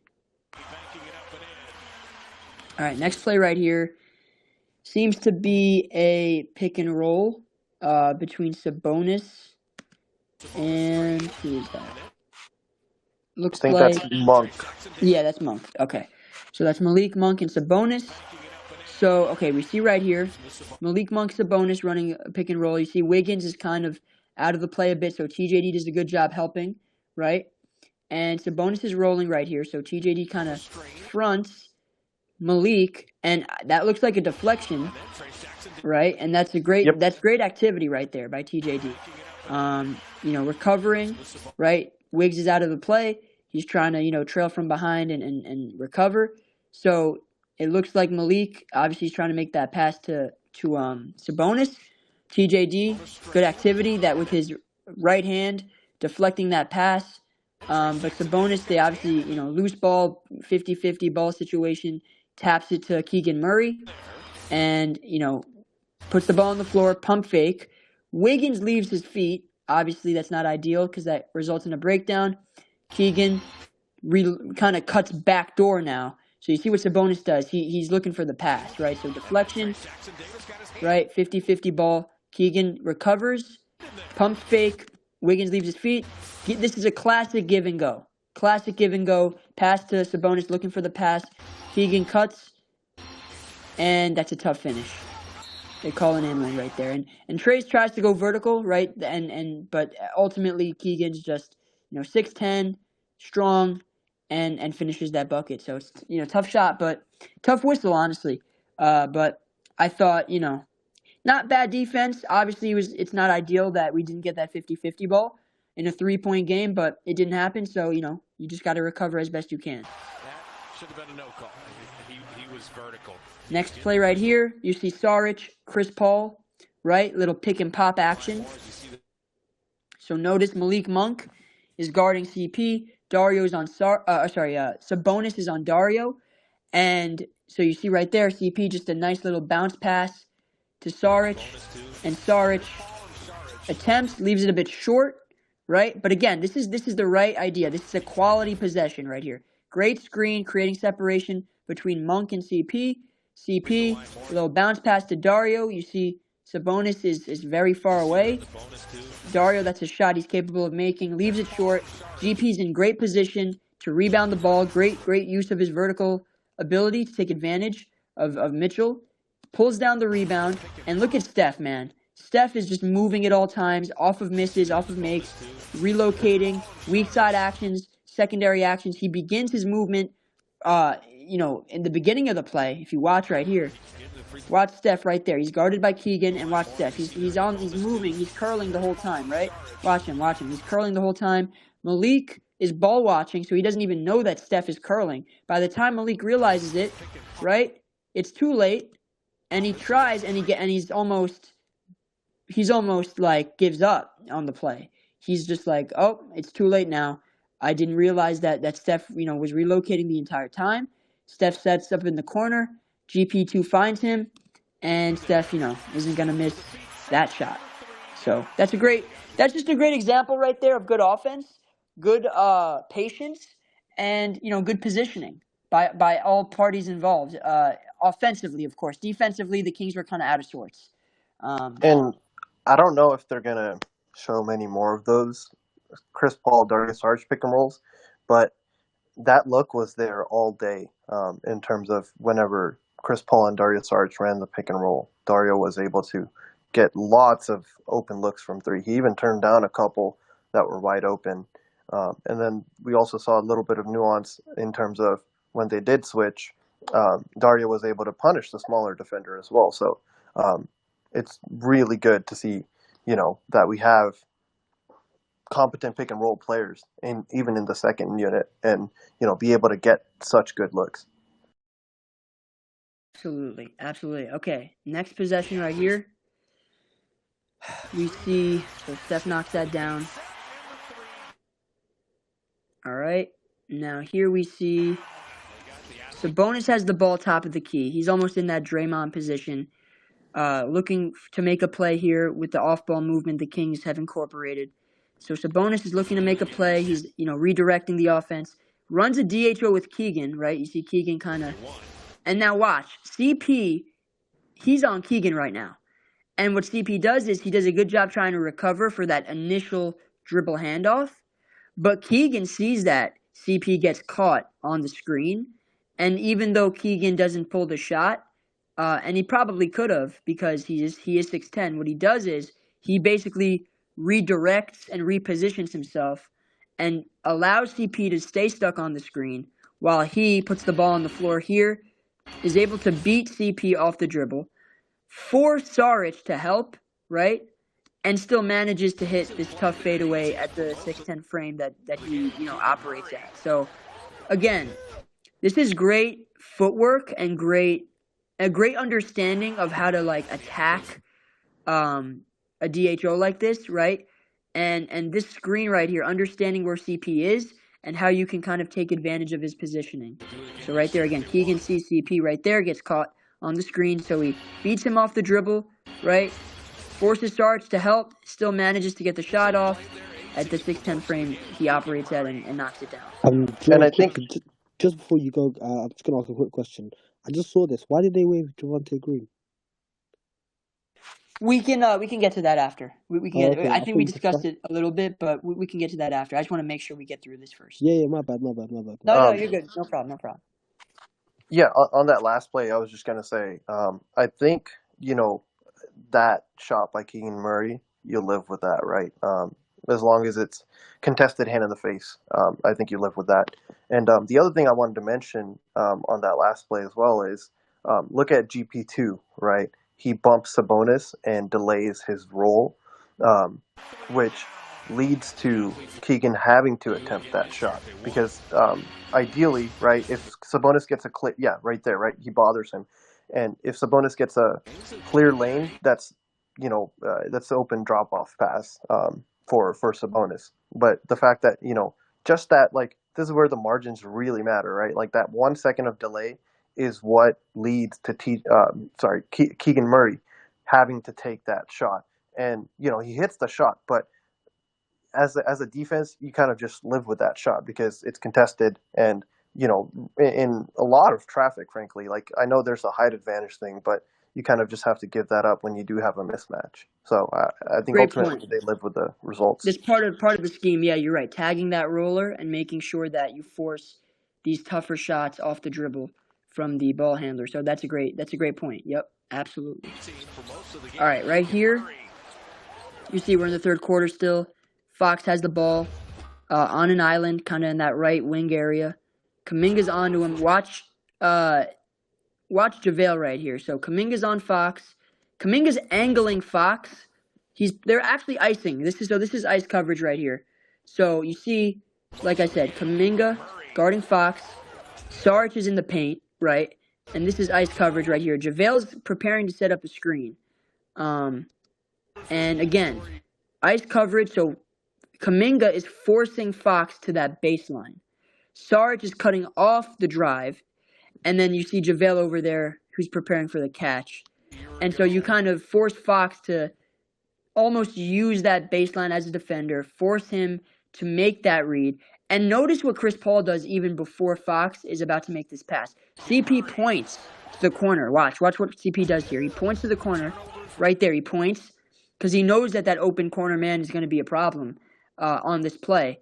But what happens is he ends up just, obviously he's paying attention to the ball handler now. And on this play, obviously, Fox is able to make the proper read, find Kobe Jones in the corner. Clay notices this, and he helps off of Keegan. So that's the right play by Clay. And he tries to contest, but that's an open shot, and he knocks it down. Yeah, I think on that play, right, the fact that CP3 did point it out, that the corner, Clay should have been a little bit quicker to split the two defenders. Because right now he's a little too high. He should have been maybe like right where he was on that second step is where he should have been, a little bit earlier. So that way he can X out to the corner if needed, as well as contest the Keegan Murray shot. Or, at the minimum, force an extra pass, right, when this ball does go to the corner.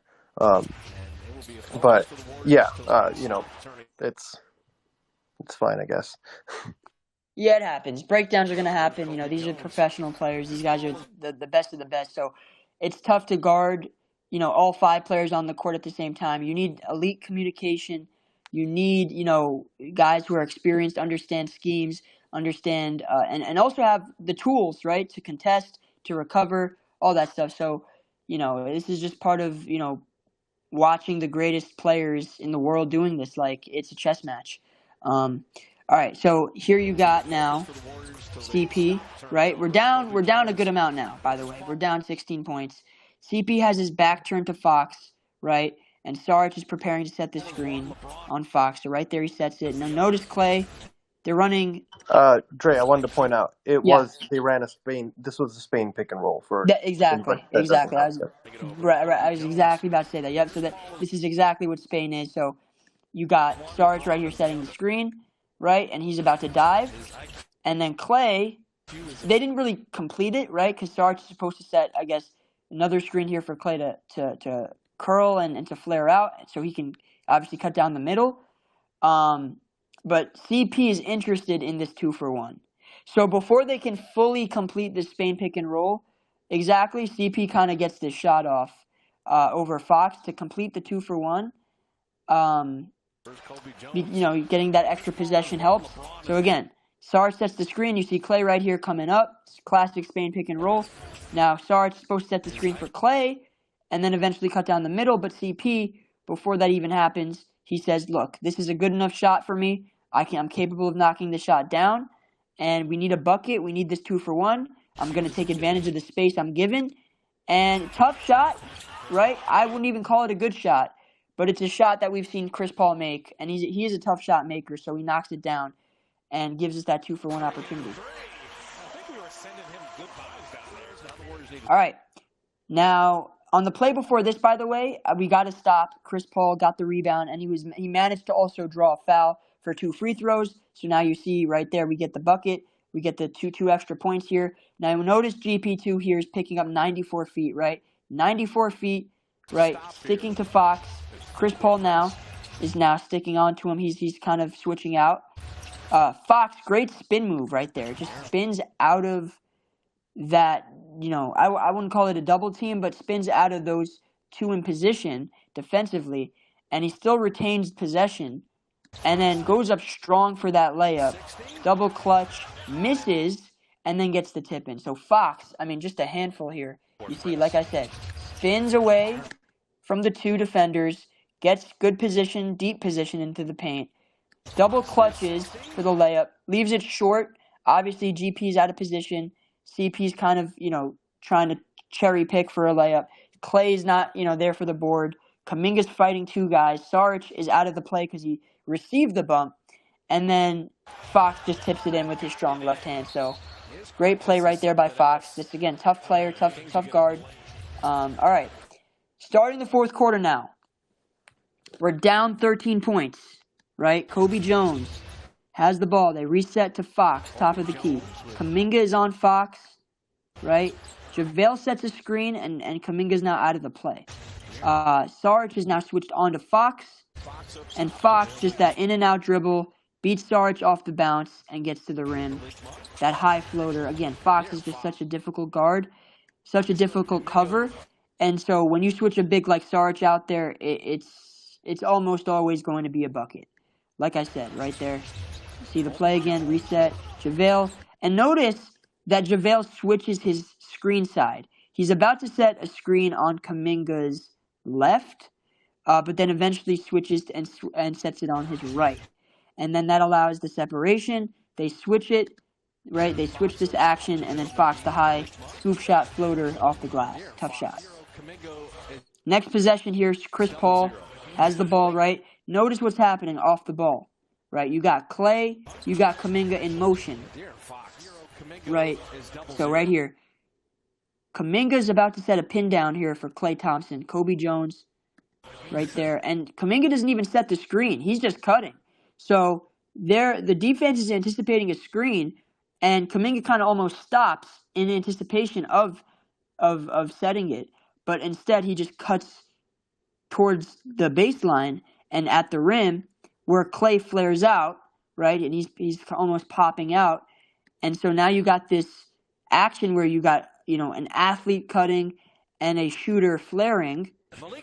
And now Clay gets some separation here. Saric sets a great screen that Kobe Jones gets caught on. So notice, again, look at what's happening. The movement between Clay and Kuminga, weak side. Notice the secondary action here, weak side. Now, again, Kuminga just cuts, he kind of curl cuts down the middle. Clay curls on the perimeter, right? Flares out. Saric, and look at CP's eyes. He's looking to make this play. He's looking to make a pass. So Saric is ready to set the screen on Kobe Jones. Chris Paul, picture perfect pass to Clay. One dribble, gets to his spot, knocks it down. I think that was his second make of the night. In rhythm, off the ball. Notice off the ball. Clay's in rhythm, knocks it down. That's what we need, man. Off the ball. Next possession. Now, this is probably off a broken play. You see 3.6 seconds remaining on the shot clock, right? So definitely, a broken play here. Kuminga has the ball. You see all 5 King defenders are near the paint right here. All 5 are kind of tilted and skewed towards one area of the court. Kuminga has the ball at the elbow, and so he's in position to find Saric wide open right here. And JaVale does an incredible job closing out on Saric to block his shot. Great hustle, great effort, and the rebound goes to the Kings. Outlet pass and an easy dunk. Right there, you couldn't really ask for a better play. Kuminga makes the right play right there. He doesn't force up a shot over multiple defenders. He finds the open man in Saric, kicks it out. It's just JaVale's incredible athleticism and recovery allows for, transition opportunity. You give JaVale credit there. All right, next play. Right here, 8 minutes to go in the quarter. You got Corey Joseph initiating the offense. TJD sets like this brush screen right here, and Corey Joseph kind of sets up a little DHO for Kuminga. And you see right there, Kuminga, that little pound dribble, trying to get him a little bit of patience, some room to kind of survey the court, what's going on. Another little pound dribble, and he gets to his mid-range, understands that that's the shot available to him, and you see the defenders kind of playing off of him. He's playing him for the drive. But Kuminga steps right in, and that soft touch, he's been working on that shot all summer long, and we're happy for him to, attempt that whenever it's provided, whenever the defense dares him to take it, And so he makes the defense pay. That shot is the most NBA, that was his most NBA level skill, I think, coming in. So anytime he takes that mid range, I think that's his most comfortable spot on the floor. So yeah, I'll take that any day. Absolutely. Okay, right here now, we got Stephen. Notice we got Stephen, we got Moses Moody in, Wiggins in, so this is a rotation shift here. You got Steph, he's dribbling with his left hand. Moses comes up for the screen. Steph rejects the screen. Notice, Davion Mitchell is anticipating Steph accepting the screen and attacking Herter for the switch. But what does Steph do? Notice what he does with his left hand around the back, behind the back. And Steph rejects the screen, right? Beats Davion. Look at that. Great separation right there. And then incredible vision. Great pass. Notice how Sabonis has to help on the drive because Steph beats Davion so badly that Sabonis has to help. TJD makes a great ghost cut right here. Notice TJD is in the corner right now. So Corey Joseph is spacing. TJD's in that corner. Ghost cut. Beats, right? He fills up that space right there. And then is a vertical threat as well to finish. And over the top of Sabonis right there. Great play. Great job. That's all Steph Curry taking advantage of Davion Mitchell's defensive pressure. And honestly, what Davion did here is proactive, but Steph was able to take advantage of his anticipation on the screen that was set. So see, Steph is kind of patient, takes that kind of rhythm dribble, and then notices that he can get a step on him, rejects the screen, right, beats his man, goes cut by TJD for the easy finish.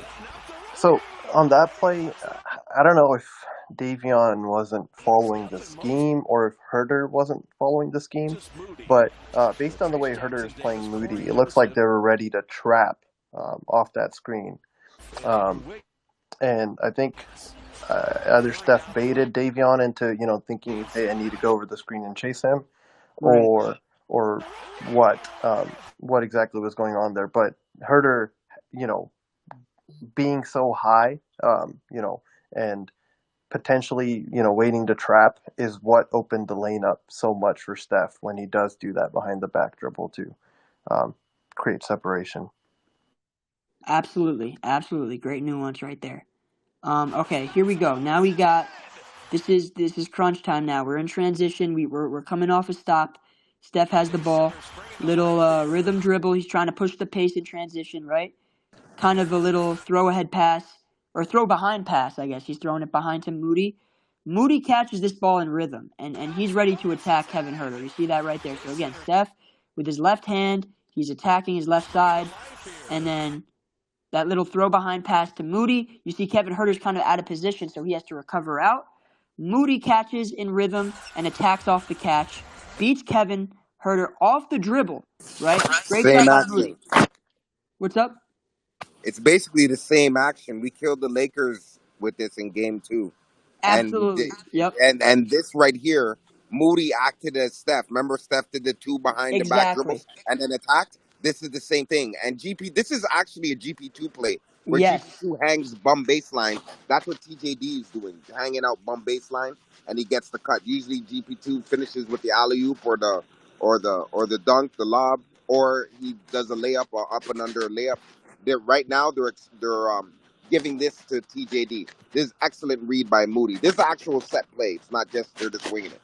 Anyways, go ahead, sir. No, that's incredible parallels you just provided there, Shadow. Like those parallels are incredibly accurate. That ghost cut that TJD's performing on this play is obviously, you know, the blueprint for GP2 on these sets. You know, beating the defender off the dribble, and then that ghost cut when you force that man in the paint to help, or the corner man to sink, and then what you're essentially doing is, right, you're making a play out of breaking down the defense, that bounce pass, or in this case, just a nice, decisive, you know, just drop off pass right there to TJD, and that's an and one right there. Kevin Herter decided to contest that dunk attempt, and he fouls TJD for the and one. So incredibly efficient play right there. We can play it back in real time. Like I said, Steph in transition, right? Really shifting the defense to his left side. And what he's doing here is he's taking a lot of defenders to his left side. And so that frees up Moses, right, to attack off the catch, like I said. And so you see right there, Kevin's a step late, Moses off the catch, and you see TJD again with that ghost cut. Moses is in prime position to score. Sabonis has to help, and that's the finish right there for TJD. And like you said, classic. And, you know, this is like one of the things that I think Moses Moody does really well in our offense is attacking closeouts, because he does exactly what he should have done. He flares out to the opposite side of where Steph is, and, you know, he catches the ball in a shooting position, which is what kind of plants Herter's feet into the ground, and allows Moses Moody to attack that closeout. So, you know, I think this is like the blueprint to Moses Moody succeeding on our team, right? Is being able to attack these closeouts and make plays exactly like this. Exactly right. No, you're exactly right. So again, the Kings call a timeout here. Okay. Now we are approaching clutch time, crunch time, whatever you want to call it. This is go time, right? So you got Andrew Wiggins out there. He's at the left wing currently. And so Fox is on him. Kings are playing man-to-man. You got the Kings starters out there, by the way. This is the Kings starters. Notice that the Warriors have two starters and sprinkled in a few bench players, right? Chris Paul came off the bench. You got TJD, and then obviously Moses as bench players. The only two consistent starters are Steph and Wiggs, and this is against the Kings starters. So now notice Fox is playing Wiggins straight up, right? They're playing man coverage. Wiggins in triple threat position. Notice what he does. Yeah. Go ahead. No, I'm just saying this is what he specifically worked on. His handle, man. Like, watch how low to the ground he is, and watch how tight he is when he uses that handle to get to a spot. Absolutely. No, exactly. And so he understands that he cannot be loose with his handle. He needs to be tight. He needs to be decisive. He needs to get to his spot and execute and be effective in these types of possessions. And what has he done? He's worked on his handle. He's improved at this particular aspect and area of his game.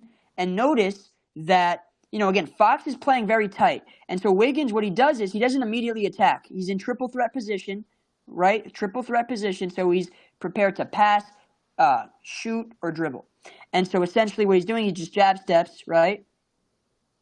So he jab steps, boom, gets Fox off his feet, a little bit off balance.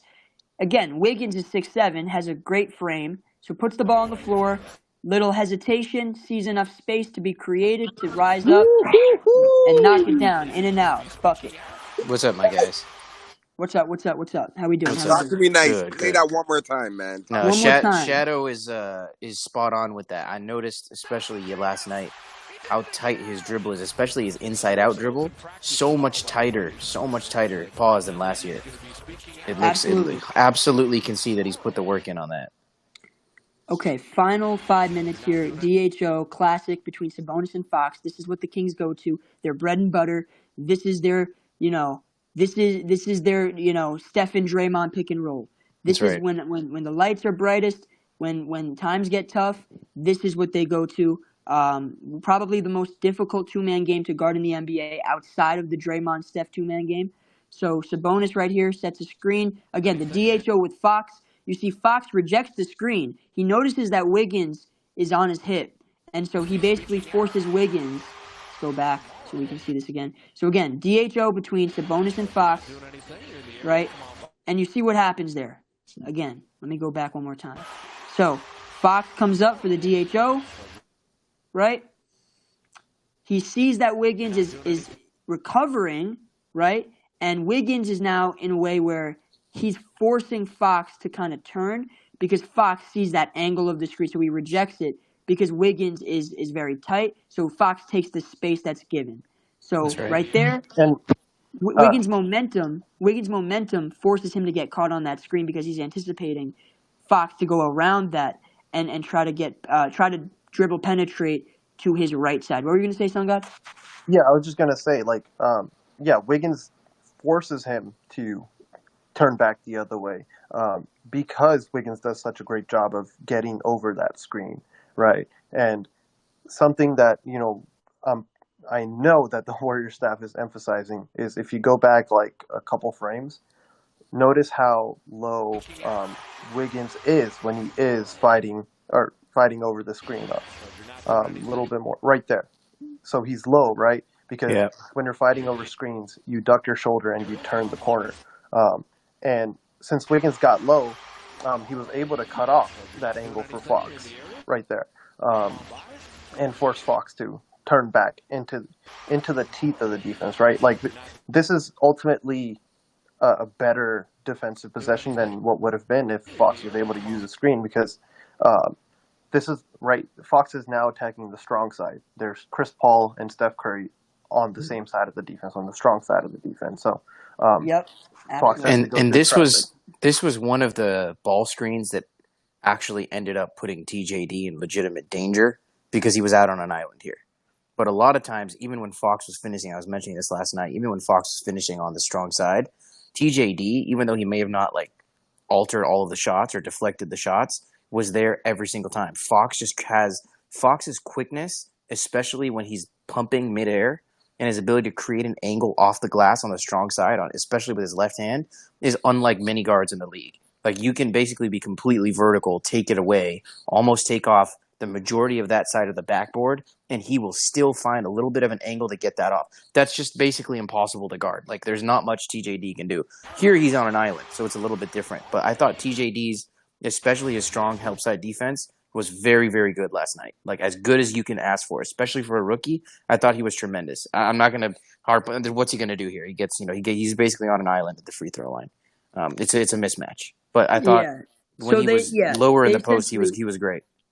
No, you're exactly right. On Sabonis, I felt he did a really good job, and in single coverage. But on this play right here, he just gets switched onto probably the most dynamic driving point guard we have in the NBA. Yeah, I agree. Along with Ja Morant, so you see right there. I mean, in and out dribble, gets to the basket, super fast, super shifty, and that's just an easy layup right there for De'Aaron Fox. Okay, we have about 5 minutes left to cover the let's speed through this. Okay, so let's try to hit on everything. So Steph bringing it up. Next play. Now watch TJD here. He sets the screen. Sabonis comes up, right? He's not even playing heavy drop. He's kind of up on the screen. But notice how he drops back. And as soon as Steph notices that, he just pulls.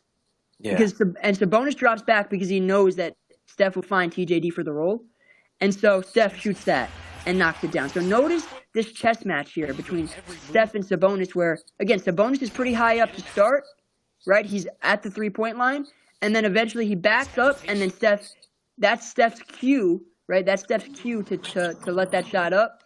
And, the greatest shooter of all time isn't going to miss that. And Steph, Dre, that's a clean screen from TJD. This is how you know this is just second nature to Steph. Yeah.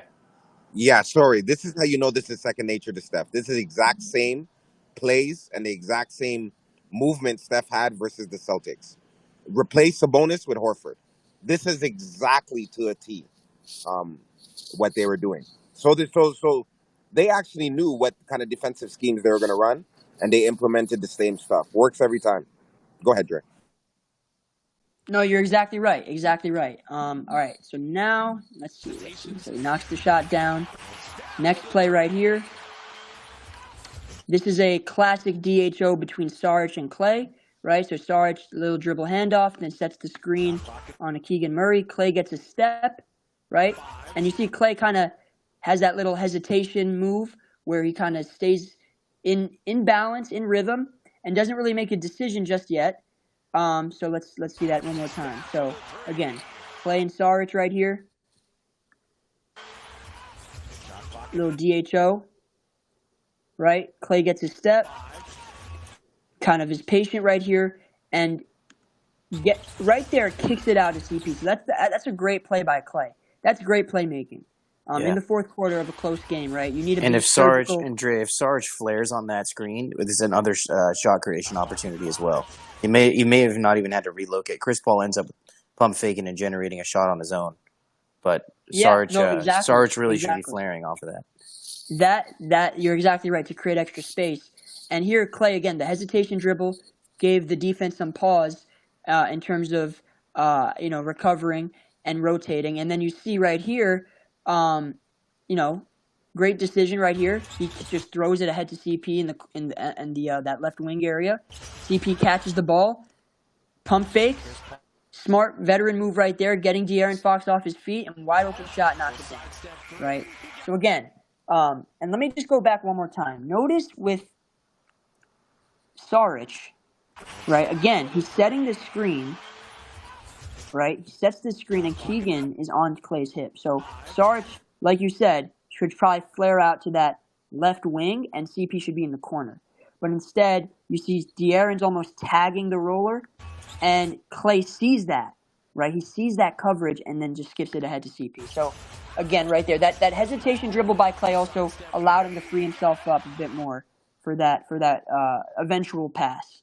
All right, let's get into this crunch time now. So we're now under 3 minutes here. Less than 3 minutes to go. Andrew Wiggins has the ball top of the key. Wiggins, notice what he does here now, right? He rejects the screen. You see a lot of the screen rejecting towards the end of this game, right? So TJD is, Clay. Clay's coming up to set the screen, right? Clay's coming up, and Wiggins, from his left hand, switches to his right hand. And because notice the lane that's provided here, right? It wouldn't make sense for Wiggins to go left when you got Sabonis on Steph and Herter on Saric.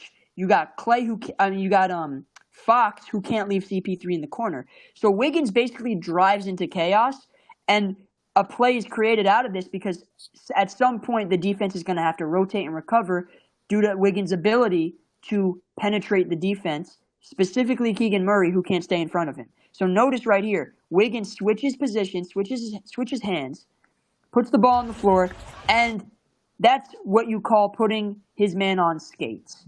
Behind the back dribble from his right to his left, pull-up shot, clutch, knocks it down. He was on fire last night, bro. And again, let's watch this back in real time. In real time, again, this is what this looks like in real time. This just looks like a great basketball move, but this is very surgical by Wiggins, understanding that look at the space he has.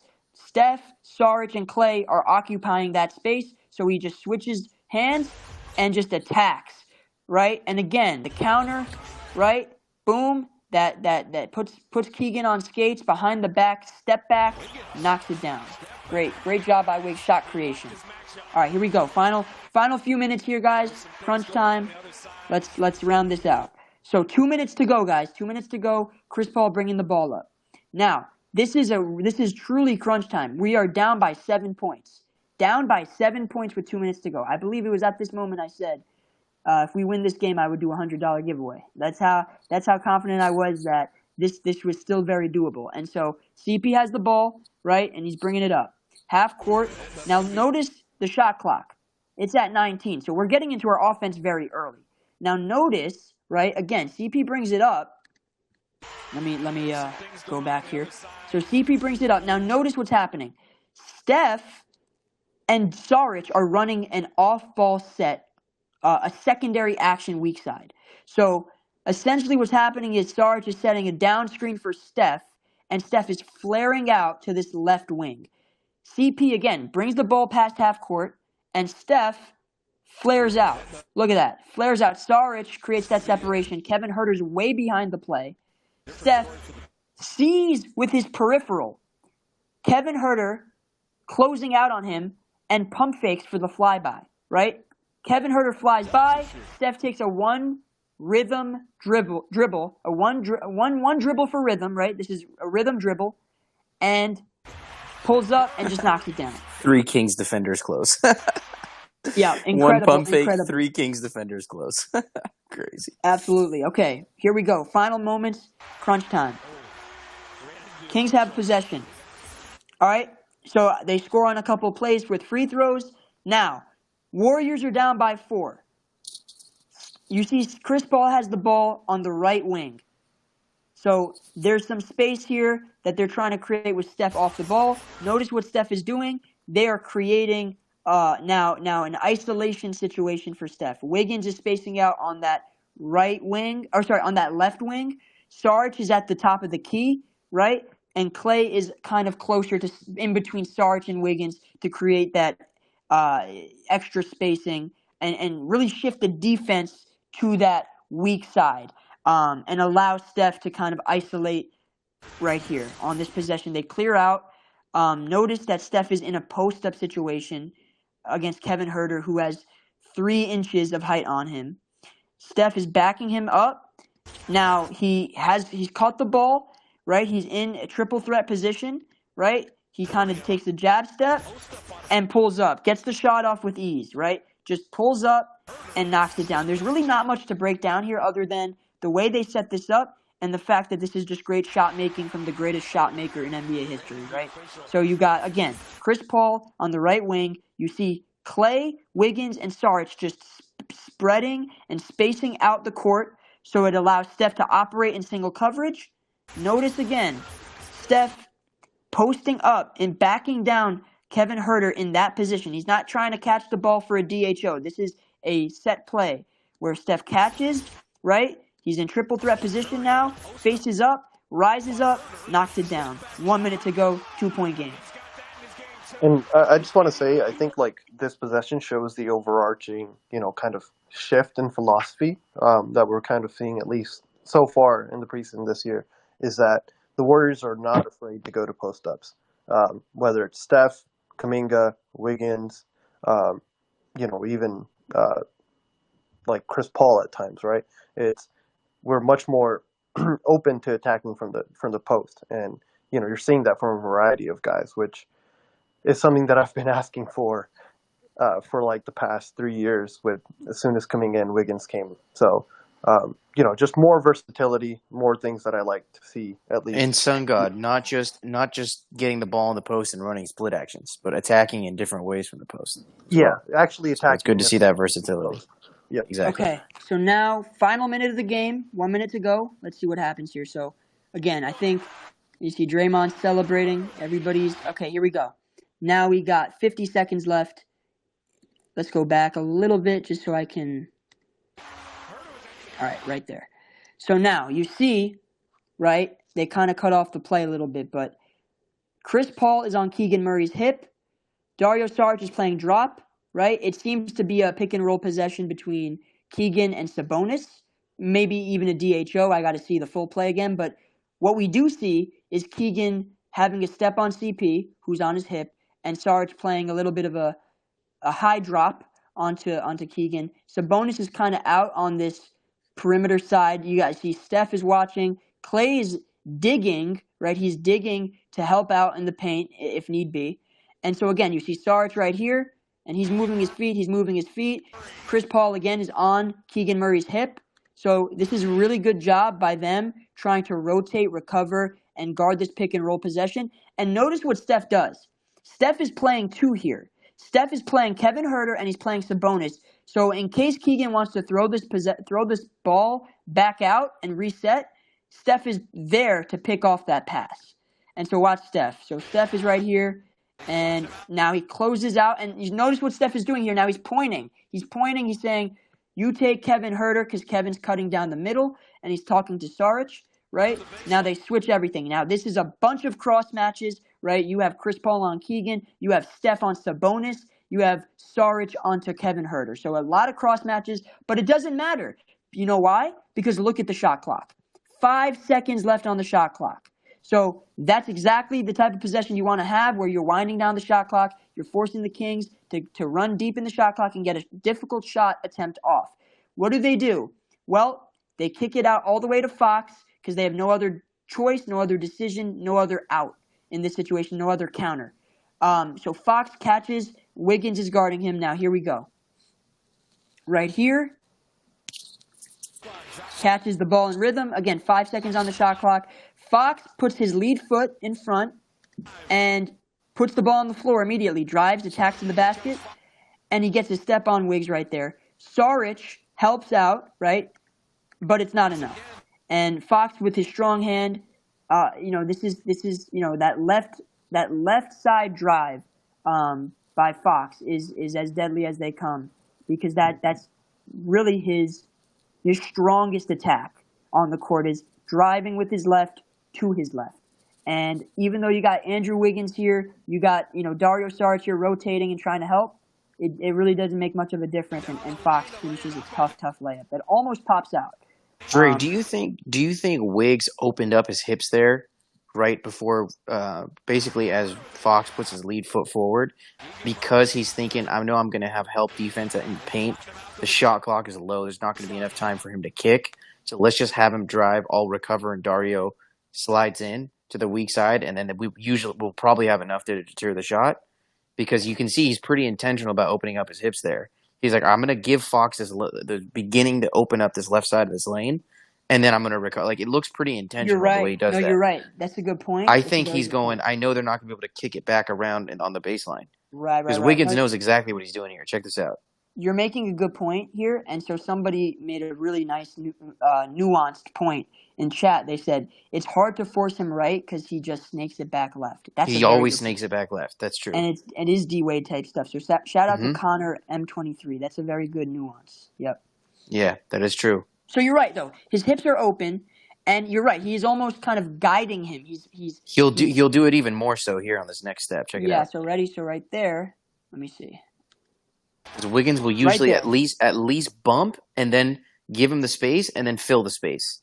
But he doesn't bump. He just opens up his hips and says, go. So right there. I don't think you can – I think you don't want to bump just because of Fox's speed. If you get too close, he will burn you. I think that was the only reason that he didn't do that. And, it was kind of like he was recovering to open space. So it was more of just, get close enough, get in the stance, and then try to contain the dribble. I just think that it has to be that he's thinking the shot clock is so low that he can't kick it back out. Because even if you don't close off the right side and he goes right, as you mentioned, he's usually kicking it back left. And there's still not enough time to do that either. I don't know. I don't know exactly what Wiggins is thinking. Shadow, what's your take on this? What do you think? So you think Wiggs was trying to force him to take a difficult shot, understanding that he can't kick it out? I think you guys are spot on. I don't know if you guys remember in the 2021 season, 2022 season, Wiggins used to let guys blow by him. Yes, and then block their shot. Yes. And then that was recover. literally he always spoke on it. He's like, I could block. His words were, I could block anybody in the league who doesn't see me coming. You understand what I'm saying? So that's smart. He's like, I blocked AD before. I blocked Giannis before. He can block anybody. So he allows them to go by, and he's blocked Fox multiple times. He takes a risk. Yeah, he takes a risk. Yeah, he blocked him this game too. He takes a risk. It's probably not the best move here. And he knows his first step, even though people are faster, his twitch to go up and down, he could go up and down twice before someone can go up once. That's true. His second Fox bounce may be able to blow by him, but he's not going to get up in the air faster than Wiggins can go up twice. That's how he sees it. So that's why he did his second bounce is nuts. About opening up his hips. Because opening up his hits give him his explosiveness, and that's what he was trying to do. He was trying to time it. But if you watch, remember I spoke on the street ball move? The street ball move earlier on, and he got burned. You know what I'm saying? You already know the old adage. You if you put your hand on the stove, you get burned. You do it again, it's your fault. You understand what I'm saying? So Wiggins learned from that, and you guys going to see in about two plays from now what he did. Because everybody was speaking on the Steph shot. but nobody was talking about the last shot that the Kings had. So when it Yep. comes up, you guys will see. But Yeah, yeah, go exactly. Absolutely. ahead, roll the Absolutely. tape. So let's Yeah, roll I this think tape right Shadow's here. spot on. Again, Fox, tough He shot. just Again, he's quite a great doesn't shot get there. maker. Yeah, And again, Saric does a great job helping out too. That's the right play. All yeah. right, so the Warriors set up a play now. Here we go. Final 40 seconds of the And game. Dre, just 1 Yeah. second, one other just last point on that. You see what I'm saying about Fox still being able to create an angle when everything is blocked off? Oh yeah. No, Off of that absolutely. strong side of that backboard. Everything is Yeah. gone there basically, but he still gets that extra angle. It's just it's 100%. nuts what he does, bro. I think he's the best, probably the best point guard attacking the rim in the NBA. Yeah. No, I agree. His the you know the angles, the nuance to how he attacks is definitely, Unbelievable. yeah. I think he's better than Jazik. Here we go. So Jaw's just more athletic. Let's run it. next play, right? We got. Let me see.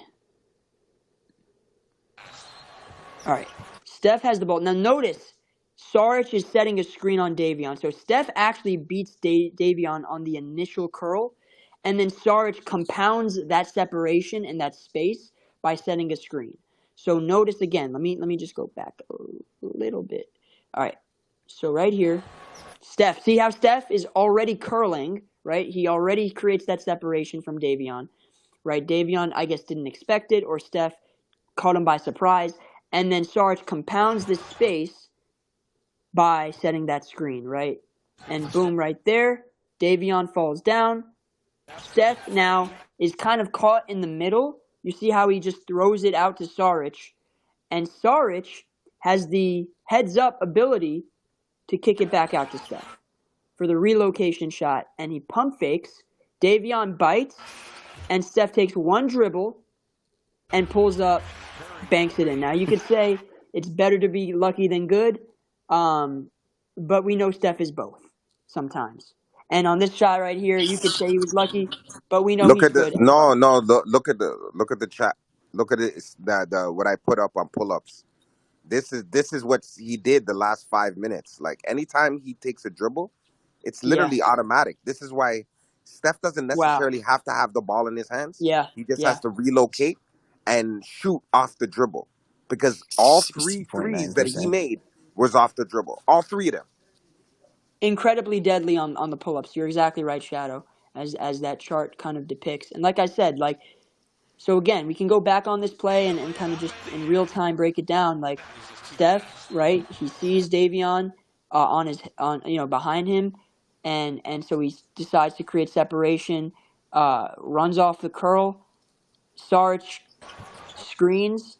Davion falls. Steph's caught in the middle right here of three defenders, so he kind of throws it out, throws it back to Sarge. Sarge sees Steph relocate. Steph kind of calls back for it, passes out.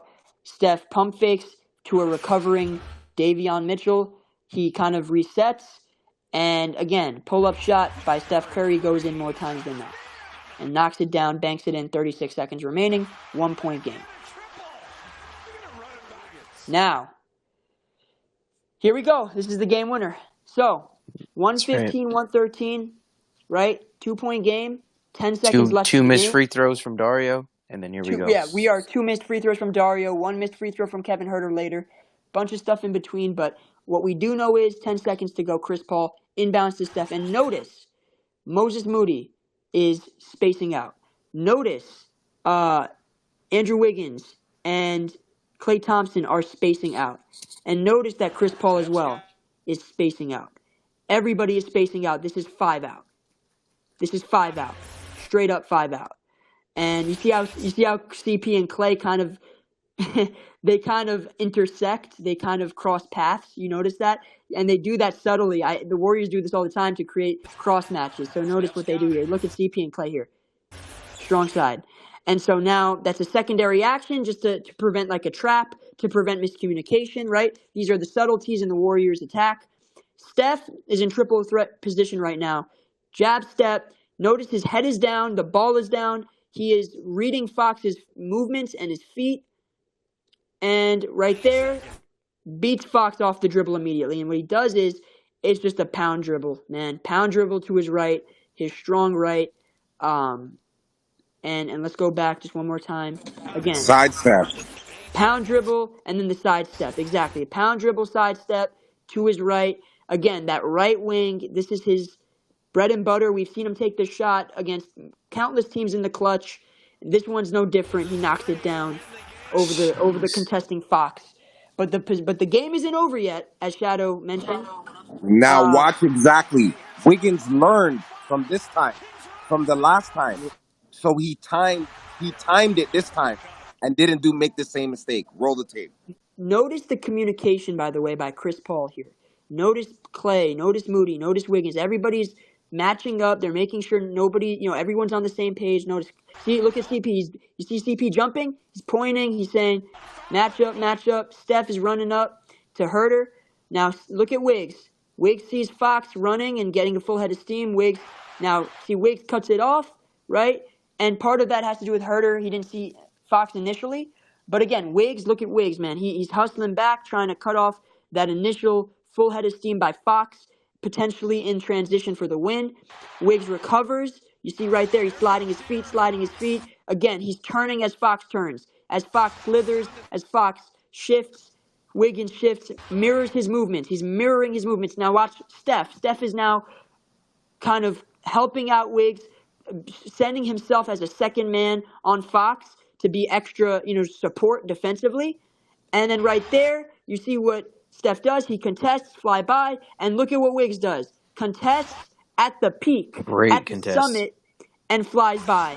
And No that's an air chance. ball right there. That's No an air chance. ball. He hits that, you shake his hand, good game. Absolutely. Shadow, anything to add on that Yeah, breakdown? but basically what happened, in the middle of the court, Fox tried to do the same move that he did on him at the basket in order to Yes. blow by him. But Yeah. Let's Wiggs go cut it back. off, and that's why he pulled He up. wasn't Now gonna watch. play no And risks at he the end of knew the right game. away. So look at the hand he contests with. Look, watch Notice, Wiggs. and you're right, Shadow. Notice how Wiggins is mirroring Fox's movements. He's mirroring his He movements. tried to no, but Yes. Steph is beating him to. I mean, not Steph. Wiggins is beating him to the spot because he Yes. Right there. memorized his movements Right there. earlier on in the game. Right there. Yeah, right there. Boom. That's 3 He tried the times. same move right there to lose him. Yes. So let's go back one more time. Right there. Boom. Right there. Boom. He's trying to shift and snake his way away from Wiggins, but Wiggins' recovery is elite, all NBA caliber, Not even second to none. close. So, game, set, match. And Dre, you see how he picks up his step, his like stutter step before he closes out? He like pushes into it more aggressively because he knows he's not going back right. Yeah, He's seen the move, like Shadow said. He's seen his move, so he accelerates his stutter step and then is able to get a better closeout because of that. Sets 100%. himself up.